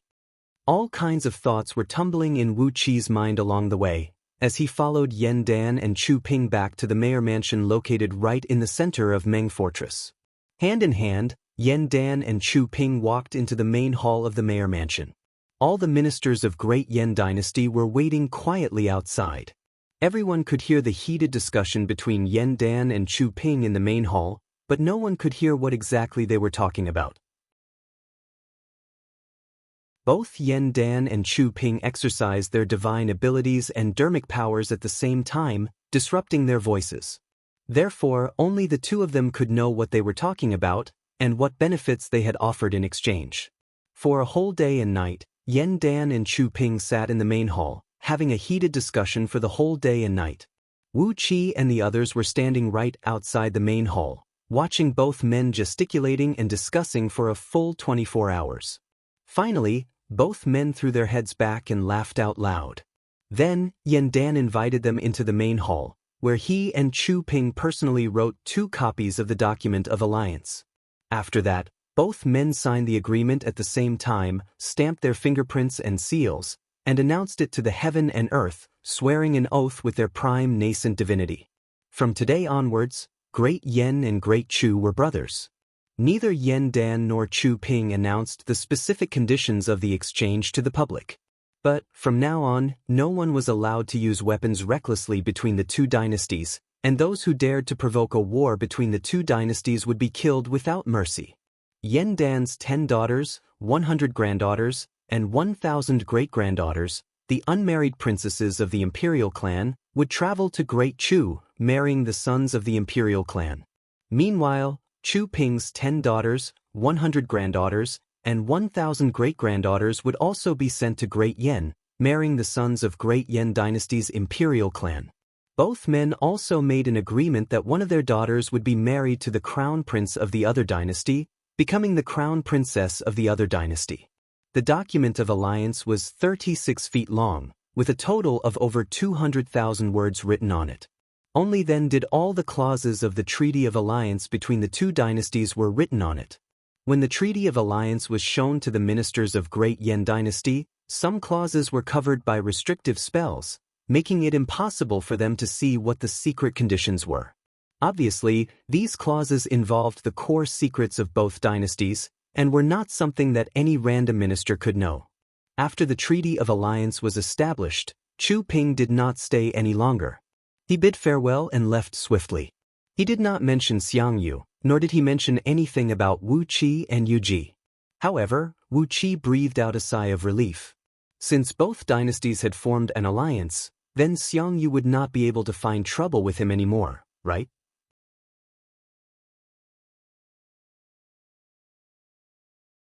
Chapter 248. Half a month had passed since the secret alliance between Great Yan and Great Chu was formed. During this period of time, it could be considered as peaceful. Great Yan, Daqin, and Great Chu did not make any big moves.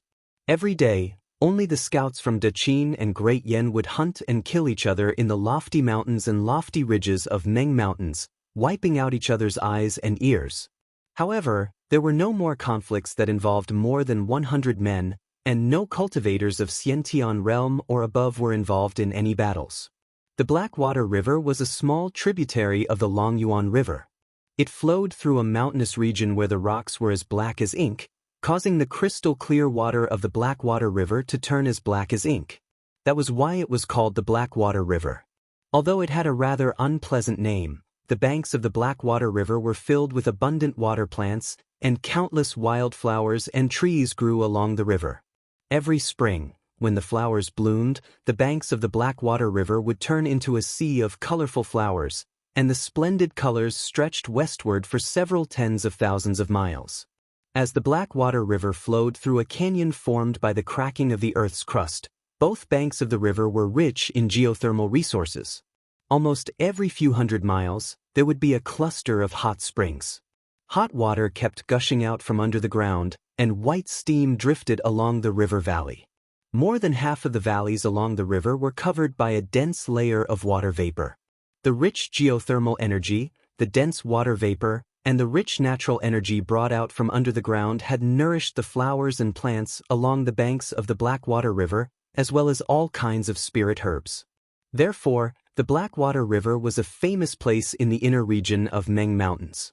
From time to time, demon kings from various mountains would send their little demons to the vicinity of the Blackwater River to harvest herbs, concoct all kinds of medicines for injuries, or concoct some lower-grade spirit pills. This place was the natural herb storehouse for all the cave abodes in Meng Mountains, a place frequented by demons and devils. Wu Qi threw his head back and gasped for breath. Using a wooden stick as a support, he climbed up a small hill lazily and gazed into the distance. Tens of miles ahead of him, the Blackwater River went around a lofty mountain, forming a small lake at the foot of the mountain that was so clear that one could see the bottom. The banks of the lake were filled with abundant water plants, and a large number of colorful wildflowers were blooming beautifully.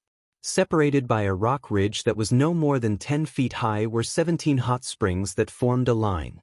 This string of hot springs was like a string of pearls sprinkled on the ground. The colors of the hot springs were gorgeous and dazzling. Yo, what a beautiful place! A three-tailed vixen swayed her slender waist as she climbed up the hill and walked to Wu Qi's side. Intentionally or unintentionally, she brushed Wu Qi's arm with her towering breasts. The beautiful three-tailed fox smilingly looked at the small lake, the beautiful grassland, and the 17 hot springs beside the lake. She giggled and said, "This is a great place to have fun. Duke of Tianyun, what do you think?" Wu Qi turned his head helplessly, gave the three-tailed fox a look and said, "I, Wu Qi, am just following the imperial decree to bring you here to find a hot spring with a beautiful scenery. As for the rest, I, Wu Qi, do not know." Panting noises were heard, as Catfish Flooddragon swayed her huge catfish head and walked up to Wu Qi while twisting her fat body. She looked around blankly, shook her head and said, "Is this a good place? Is it beautiful?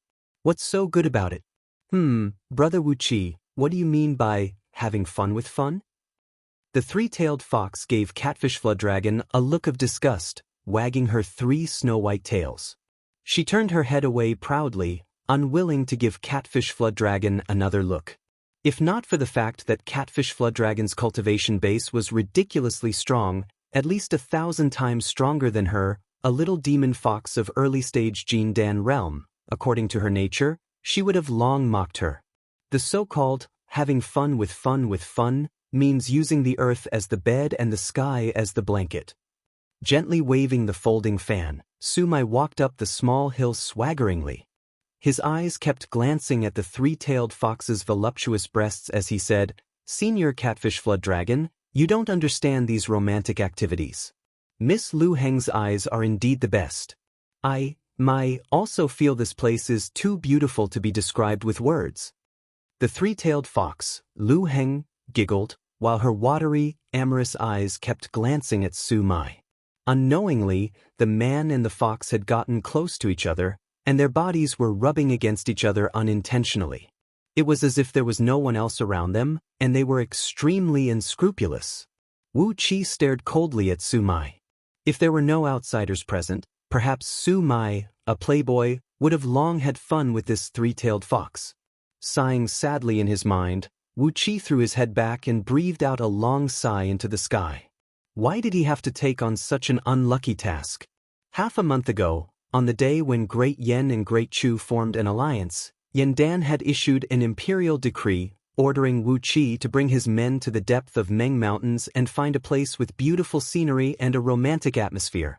The imperial decree was issued without any rhyme or reason, but Wu Qi had no choice but to obey the order. Wu Qi was confident that he could find a place with such a beautiful scenery, and he believed that he was qualified to do so. But look at the people he brought with him. As Su Meier's disciple, Lu Heng was known as the vixen with the best taste and the most cultured in the arts. So, it was not a big deal for her to follow him to find a suitable place. Blackwater River was a branch of Longyuan River, and it was still acceptable for Catfish Flood Dragon to drive away all the aquatic demons they might bump into along the way. But what about Su Mai? Could it be that she needed Su Mai, the ever-changing yin and yang, to check the geomancy of a place with beautiful scenery and a romantic atmosphere? Heavy footsteps were heard coming slowly, as Fan Jinqi, who had a tall and sturdy body, walked up slowly like a city wall.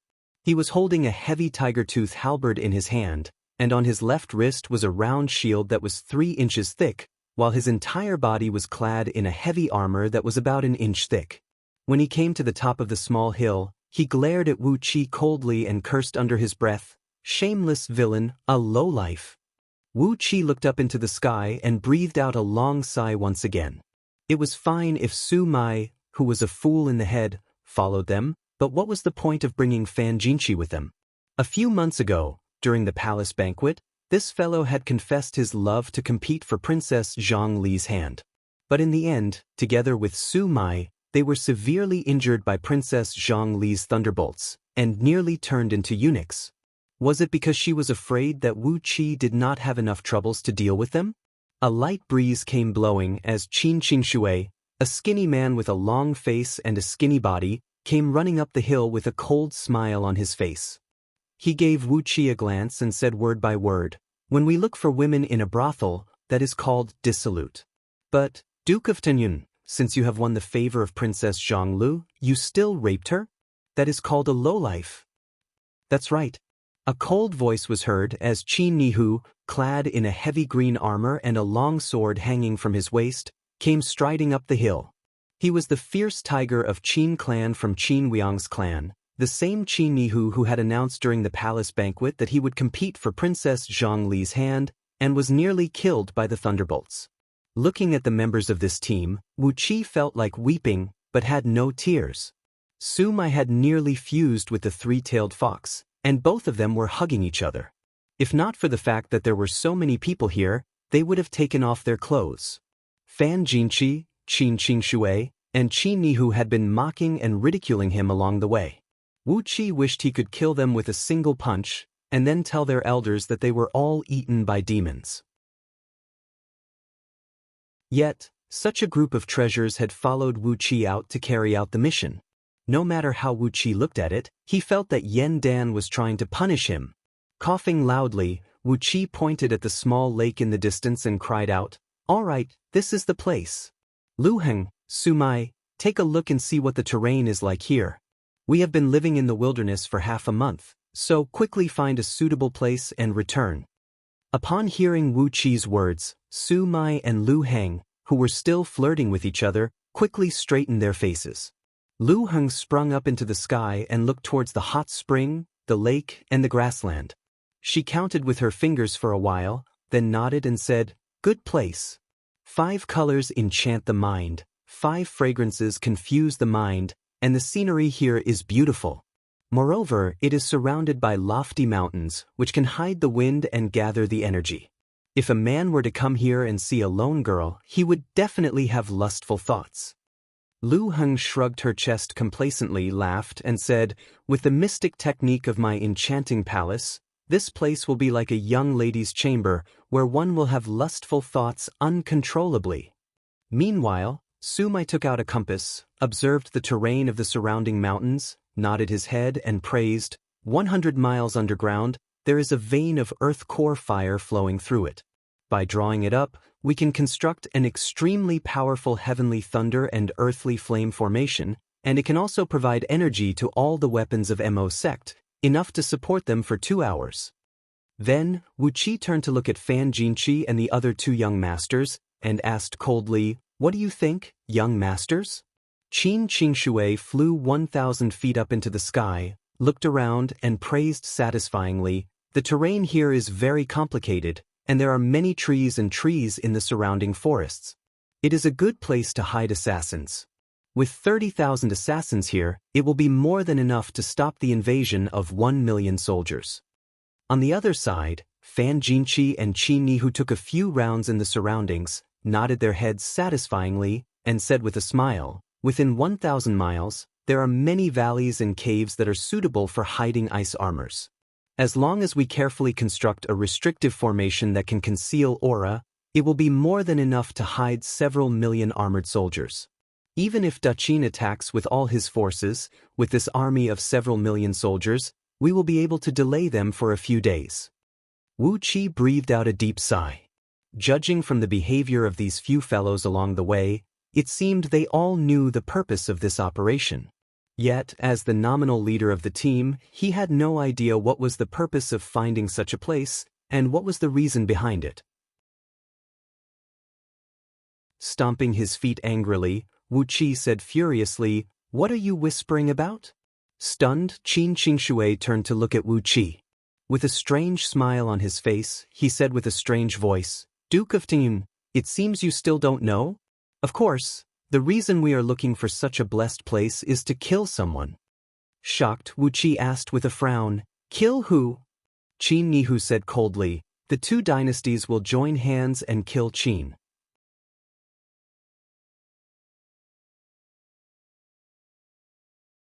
Chapter 249. Two dynasties, join hands and kill Qin. Kill Qin, kill Qin. Naturally, the person they wanted to kill was the first emperor of Daqin, Yingzheng. With the combined forces of both Great Chu and Great Yan, they had to kill Yingzheng at all costs. They had to ignore everyone around Yingzheng, and at all costs, they had to use all the methods available to them. They had to gather all the elite forces of both Great Yan and Great Chu to kill Qin, and they had to kill Yingzheng. The blessed land with feng shui that Wu Qi had brought his men to was the burial ground specially made for Yingzheng. Shocked by the news brought by Qin Qingshui, Wu Qi was still in a daze when he returned to Meng Fortress. However, Wu Qi had a firm mind, and as he had fused the souls of Wu Wang and Lu Xiaobai, his experience was not something that any ordinary people could compare with. He calmed his mind, and nervously threw himself into the preparation work. Kill Qin, kill Qin. The thought of killing Qin filled Wu Qi's mind with an evil pleasure. Yingzheng, the first emperor throughout the ages, if he could participate in the task of killing him, the evil pleasure he felt was simply indescribable. If it were Lu Xiaobai, perhaps he would have long sung a folk song to express his joyful mood. On the same night when he returned to Meng Fortress, Wu Qi was helping Lu Qingfeng to count the huge amount of energy stones and all sorts of strange and bizarre items that were just transferred to Meng Fortress from Great Yan's national treasury.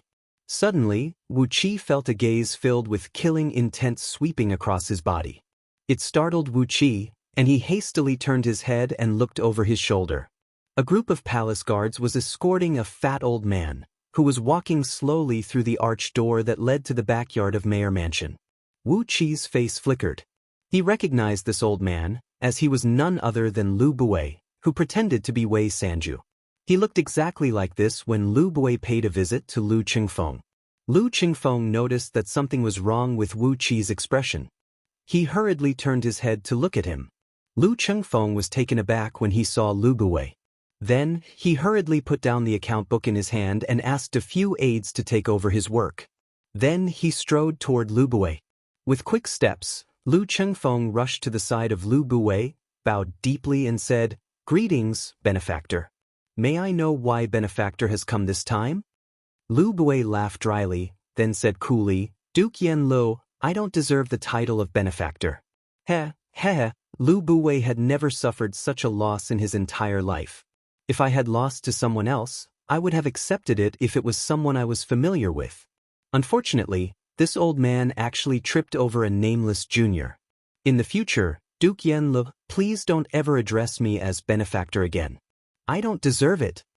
Lu Qingfeng was struck dumb. As he was about to say something, Wu Qi had already stepped forward, grabbed Lu Qingfeng's shoulder and threw him 7 to 8 steps back. Wu Qi stared at Lu Buwei, revealed a joyful smile and said, "So, you are old Mr. Wei Sanju? TSK, wasn't Wei Merchant declared as a rebel by Great Yan Dynasty?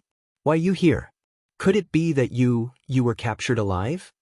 Lu Buwei was so angry that his brows knitted together. He fixed his eyes on Wu Qi, flicked his sleeve and said coldly, "Little brat, I don't want to talk to you." A ferocious gleam filled with a towering killing intent flashed in the depth of his eyes. Laughing coldly, Lu Buwei spun and walked away. Wu Qi grinned coldly, his face turning stern. Since he had already offended Lu Buwei, he might as well offend him even more, making him feel even worse. Wu Qi said coldly, "Lu Buwei, I was the one who killed Wei Longfeng. I was the one who killed Wei Xiaoxiao, and I even seized all her magical treasures. It is also because of me that Wei Merchant was annihilated." A coin glinting with a misty light appeared in Wu Qi's hand. Wu Qi tossed the coin up and down, then put it back into his body. Lu Buwei's face suddenly turned pale, and then his face suddenly turned purple. But very soon his complexion returned to normal. He smiled, cupped his fist and bowed to Wu Qi, then said with a calm expression, "Duke of Tianyan, I will definitely repay the great kindness you have shown me in the future. I'm now under the imperial decree of His Majesty, and from today onwards, I'm also a minister of Great Yen. In the future, as Duke of Tianyun and I will be the ministers of the same dynasty, we must get to know each other better." Wu Qi was taken aback. Lu Buwei had become a minister of Great Yen? What kind of joke was this? Wei Merchant had its branches spread across all the kingdoms, and Lu Buwei had been secretly controlling it from behind the scenes.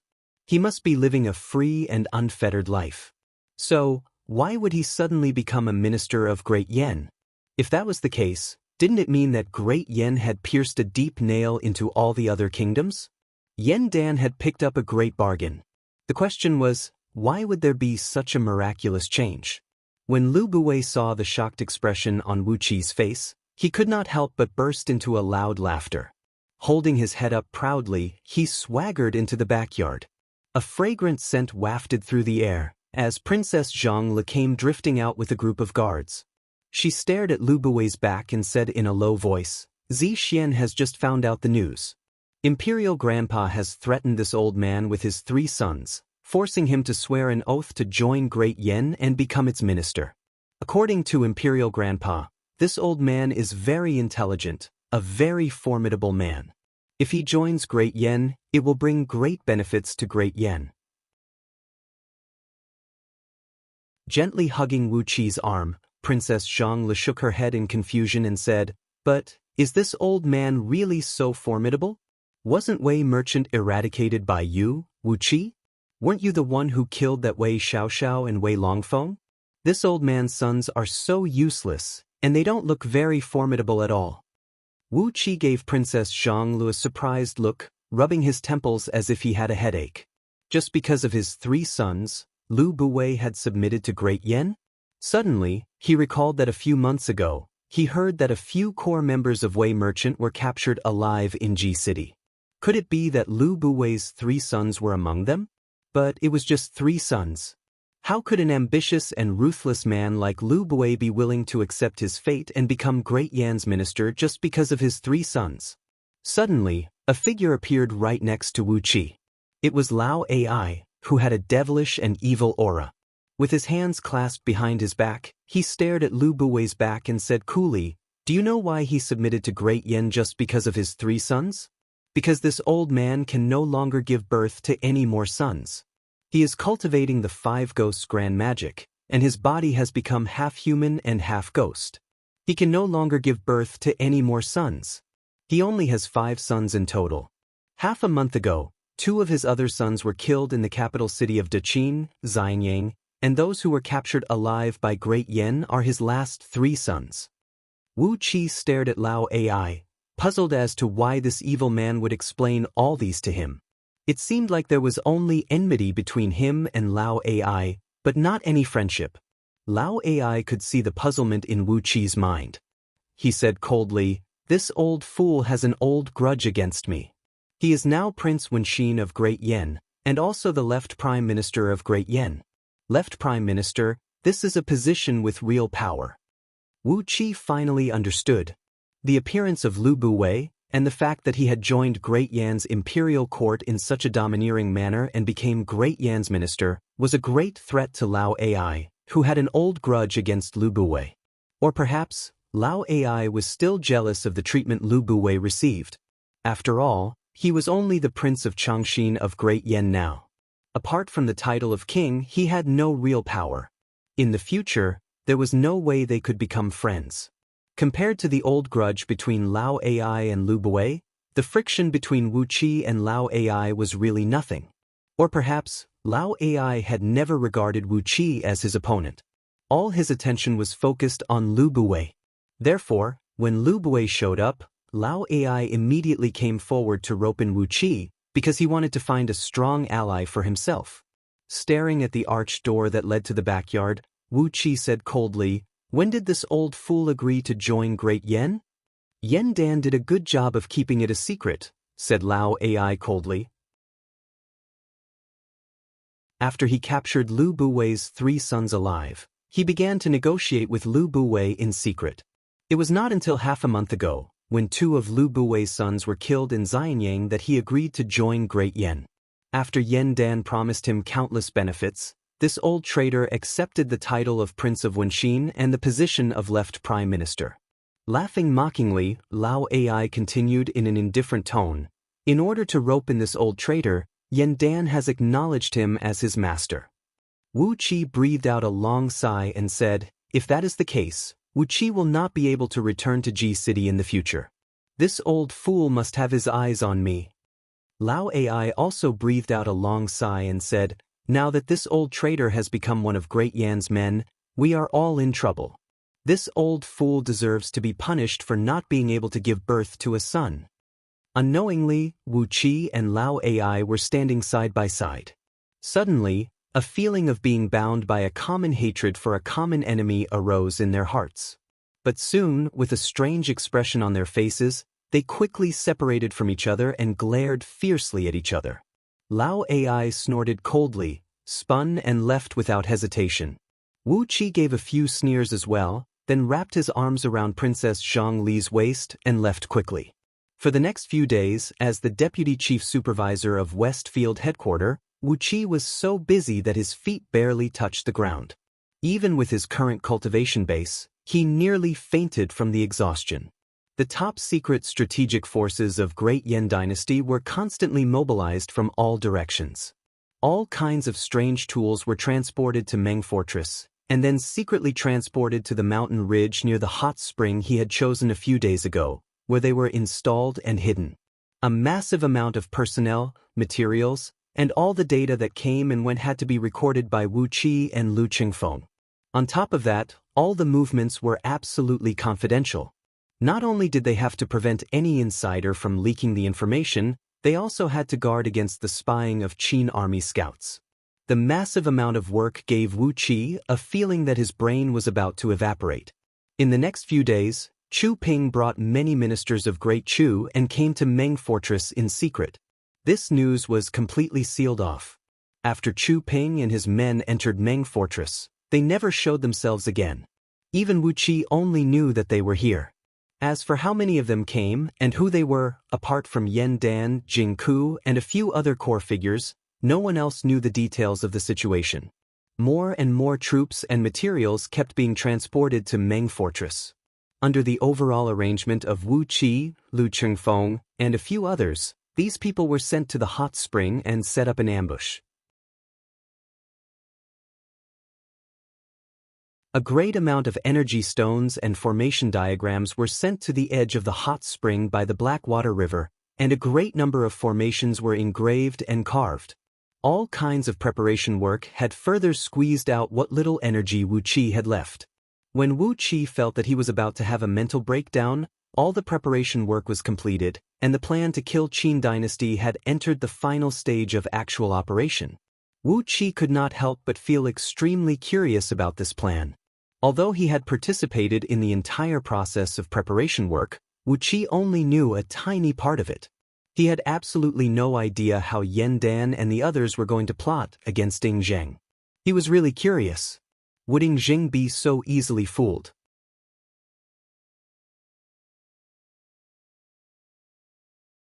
Chapter 250. Which son of a bitch came up with this idea? Could it be that they had already planned this out? Amidst the lofty mountains of Meng Mountains, Wu Qi, whose body was covered in blood, was leading a few Xiantian soldiers, who were covered in cuts and bruises. This was the dividing line between the scouts of Great Yen and Duqin's armies. The scouts of both armies often fought and attacked each other in this forest, and in every forest, there might be an elite assassin of the opposing army hiding. After leaping across a valley that was over 300 feet wide, Wu Qi staggered and landed on the opposite bank. However, the soldiers behind him did not have this kind of cultivation. They abruptly stopped at the opposite side of the gorge. Several crossbows shot out from the forest behind them, hitting the soldiers in the back and piercing through their bodies, throwing them into the gorge. The valley was about 1 mile deep, and when these soldiers fell into it, they were instantly turned into a puddle of meat paste. Clad in a heavy armor, Qin Nihu shot out from the forest behind him, treading on a bright beam. He was followed by 2 cultivators who were hovering in the air without using any magical item. Obviously, they were Earth immortals with the cultivation base of nascent soul realm. Apart from that, he was followed by 12 Jindan human immortals, who had all sorts of strange signs behind their backs. The group of men flew out with hideous smiles on their faces, while Qin Nihu cried out coldly, "Where is your luck, Duke of Tianyan? Where is your luck? Hee, you didn't expect to bump into us in the wilderness, did you?" Nearly 1,000 feet behind them, Qin Qingshui was seen running toward them, panting heavily, together with several dozens of beast warriors of scouting office. Although there were shadows of beast souls flashing behind their backs, it was obvious that they had activated the power of the beast souls and possessed the overall strength of Xiantian realm. However, compared to the cultivators who could fly, their speed was still a little slower, and they could barely keep up. In just a blink of an eye, Qin Nihu and his company had crossed the valley and arrived at a place less than 1,000 feet away from Wu Qi. While staggering forward, Wu Qi loudly cursed all 18 generations of Qin Huang's ancestors. After that, he fished out a blood-red jade bottle from his bosom, poured out a blood-red pill, and shoved it into his mouth. A black mist gushed out from behind Wu Qi, within which a small flying sword was flying back and forth like a thief, but it was much more eye-catching than before. Taking a deep breath, Wu Qi turned around and bellowed furiously, "Qin Nihu, if I don't die today, I'll never let go of your Qin clan." Qin Nihu flew over to Wu Qi at top speed, sneered and said, "We will not rest until one of us is dead. Why are you still talking nonsense?" With a wave of Qin Nihu's hand, the human immortal Jin Dan behind him abruptly raised the immortal striking crossbow, a secret weapon from Mo sect, and unleashed a torrent of bolts towards Wu Qi. Wu Qi cried out in alarm. With a sway of his body, he transformed into a clump of yellow mist and plunged into the ground. However, his speed was still a little too slow. Before he could transform into a clump of yellow mist and plunge into the ground, an immortal striking crossbow bolt had already pierced through his shoulder, shooting several hundred feet away while bringing up a stream of blood. Wu Qi let out a miserable howl as he quickly plunged into the ground. In just a blink of an eye, he had traveled several miles away, and then emerged from the ground once again. On Wu Qi's left shoulder was a fist-sized, see-through hole, from which blood kept spraying out. His body was riddled with dozens of wounds, all of which were bleeding profusely. After he took the blood-red pill, the strange sign of Jin Dan behind him had become a little clearer. But after traveling several miles through the ground, the strange sign of Jin Dan behind him had become dim again, as if it would disintegrate at any time. Qin Nihu cried out sternly, "Go! Go! Kill him! We can't let him escape back to Meng Fortress. If not because he was peeping at a beautiful girl bathing, we wouldn't have found such a good opportunity to kill him. Kill him, then return to the fortress and capture that Xiang Yu's girl alive. She will be given to His Majesty, and that will be a great merit." Panting heavily, Wu Qi kept sprinting forward. He looked very miserable, as if he had consumed too much of his energy and could no longer control the flying sword, nor exercise any escape art. In a forest not far away from him, under a patch of tall grass, a few Qin scouts carefully peeked out from the gaps between the grasses. As there were 2 Earth immortals of nascent soul realm and 12 human immortals of Jin Dan standing beside Qin Nihu, these scouts dared not to make any noise. In the hand of the scout leader was a fist-sized crystal pearl, aiming right at Wu Qi. There was a bright gleam flickering in the crystal pearl, as deep as the pupil of a wild cat. Several thousand miles away, on a platform that was dug out from the waist of a lofty mountain, Ing Zheng was sitting high up on a dragon throne, staring coldly at a screen of light in front of him. The crystal pearl in the hands of the Fuqin scouts was a peculiar magical item crafted by Gigu using the eyeball of a strange beast, the blue-eyed cloud cat. Through a certain spell, the user could receive everything that the crystal pearl saw and heard within a distance of 1,000,000 miles.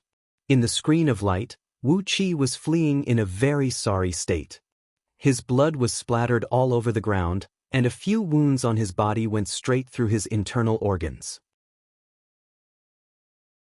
If not because he had the cultivation base of Jin Dan, which gave him a much longer life force than ordinary people, these wounds would have been fatal. The strange sign of Jin Dan could be vaguely seen behind his back. Obviously, his energy had been greatly depleted. He did not flee by riding on an escape beam, and had only exercised an escape art with the help of some medicinal pills. After fleeing for a few miles, he had no choice but to emerge from the ground once again. Obviously, his meridians were severely injured as well. Even though he had consumed a very powerful medicinal pill that could stimulate his potential, it still could not support him to escape successfully. Ing Zheng looked at the scene of Wu Qi fleeing in a very sorry state through the screen, and could not help but burst out into laughter. This little fellow is the thief who stole my black dragon spirit ring. Can any of my subjects tell me why this little fellow is being hunted by Great Yan's own people? Su Fu took a step forward, sneered and said, "Your Majesty, according to the information I've obtained from the spies I've planted in Great Yan's territory, this little fellow Wu Qi was conferred the title of nobility because of his good luck. But he overestimated his own strength and got himself involved in the dispute between two internal forces of Great Yan dynasty. The man who is chasing after him, the one who is treading on a light wheel, is Qin Nihu, the youngest son of Qin Weong. Because he is fighting over Princess Zhonglu, the youngest daughter of the Crown Prince of Great Yan, he has become the enemy of Wu Qi." Su Fu pointed at Qin Qingshui, who was panting and chasing after Wu Qi with several dozens of beast warriors. He sneered and said, "This Qin Qingshui is from Qin Weong's clan. He is greedy and incompetent, but he was once the chief supervisor of Central Wind Guard of Great Yan's scouting office, a man with a high position and great power. But because he had a conflict with Wu Qi, he was implicated in some matters, and lost his official position. Both Qin Nihu and Qin Qingshui have a very serious grudge against Wu Qi." Su Fu fixed his gaze at Wu Qi, who was fleeing in a panic through the light screen, and said coldly, "Obviously, Wu Qi brought a few men to investigate the military situation in the forest. But somehow, he bumped into his enemies, and Qin Nihu and Qin Qingshui came up with the idea to kill him on the spur of the moment. Wu Qi was born in the wilderness, and he does not have any foundation in the imperial court. As for Qin Nihu, he only has 2 earth immortals of nascent soul realm. So, how could Wu Qi be their match?" While Su Fu was explaining the conflict between Wu Qi, Qin Nihu, and Qin Qingshui, Qin Nihu had almost caught up with Wu Qi. Stepping on a light wheel, Qin Nihu had arrived at a distance of less than 500 feet behind Wu Qi. Qin Nihu cried out happily, "Capture him alive! I want to humiliate him slowly, and let him know the consequences of fighting over Princess Zhonglu with me. How dare a lowly bastard like him covet the Princess of Great Yan?" 2 earth immortals laughed strangely, then performed an incantation gesture and unleashed a restrictive spell towards Wu Qi. Suddenly, the rocks and soil around Wu Qi exploded, as an invisible force tightly bound them together, then quickly wrapped around Wu Qi's body. Wu Qi howled at the top of his voice, "Do you really want to risk your life?" Then, he gave a loud roar that carried a double meaning. Suddenly, a dozen golden talismans suddenly appeared in Wu Qi's hand. Casually, he threw the talismans over his back, then threw his body forward forcefully and threw himself onto the ground. The talismans exploded, unleashing a great sheet of flame that swept across the land about 1 mile in circumference. In the void, numerous fireballs fell whistling down like meteors, smashing and smashing the ground, turning the soil and rocks into scorched earth. At the same time, countless thunderbolts as thick as water buckets came smashing down with loud booms, smashing straight onto Qi Nihu and his company. Through the light screen in front of Ying Zheng and his company, two Earth immortals of nascent soul realms standing next to Qi Nihu were badly charred by the thunderbolts and flames. They were knocked back several thousand feet in a sorry state, coughing out mouthful after mouthful of blood. What Wu Qi threw out were all-powerful talismans of heavenly spirit sect, with a power comparable to the full force strike of a mid-stage nascent soul cultivator.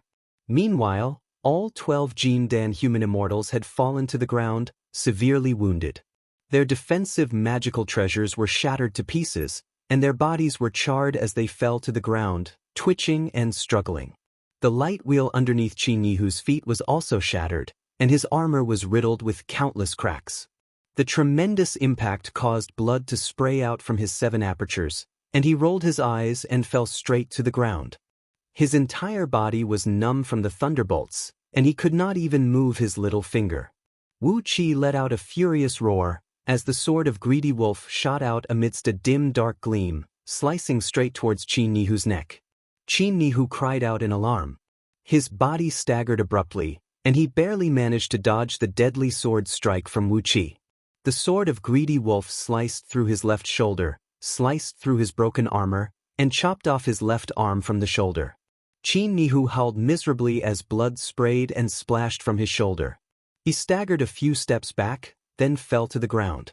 Two Earth immortals of nascent soul realm roared at the top of their lungs, "How dare you do this?" But they did not have the time to take any medicine to heal their wounds. Like a wild tiger that had gone mad, they raised their sword beams and thrust towards Wu Qi's chest with the technique of man and sword as one. Wu Qi clenched his jaws tightly, fixing his eyes on the two incoming sword beams. Suddenly, he cried out sternly, "Qin Weiyang, I'll curse all 18 generations of your ancestors." Accompanied by his sincere greeting to Qin Weiyang, Wu Qi pulled out a thick stack of explosive talismans, waved his hand and thrust them towards the two incoming sword beams. Talismans of the level of explosive talismans were completely ineffective against Earth immortals of nascent soul realm. The two sword beams were only slightly shaken to the side, and with an immense coldness, they brushed past Wu Qi's body. Wu Qi howled miserably, took out another handful of pills and shoved them into his mouth, then transformed into a stream of yellow mist and plunged into the ground. However, from the light screen, Ying Zheng and the others could clearly see that one of the two sword beams had pierced through Wu Qi's chest, while the other had brushed past Wu Qi's waist and abdomen, nearly cutting Wu Qi into 2 halves. Ying Zheng burst into a loud laughter. Clapping his hands and stamping his feet, he said, "This is wonderful. It is so wonderful to see the internal strife between the ministers of Great Yan Kingdom. Quickly record all the scenes and send them to Great Yan's Duke Yan Le Mansion. Let the people behind Wu Qi fight with Qin Weiyang." After a few loud laughs, Ying Zheng narrowed his eyes abruptly and said coldly, "What did Qi Nihu say just now? Wu Qi peeped at Yu Ji bathing so. If Yu Ji is there, I wonder." He turned his head and looked at Yu Yao, who was sitting next to him. Yu Yao smiled faintly and said, "If Yu Ji is bathing, then Li Yuan is most likely there as well." Ying Zheng's eyes shone with a bright gleam. "You're tuning in to the Passion Pages YouTube channel. We're so grateful for your support, and don't forget to subscribe to join us on this incredible journey through captivating stories. Your generosity through donations truly makes a world of difference, as it's the primary source of revenue that allows me to expand and enhance this channel for you. Thank you from the bottom of my heart for being a part of this adventure.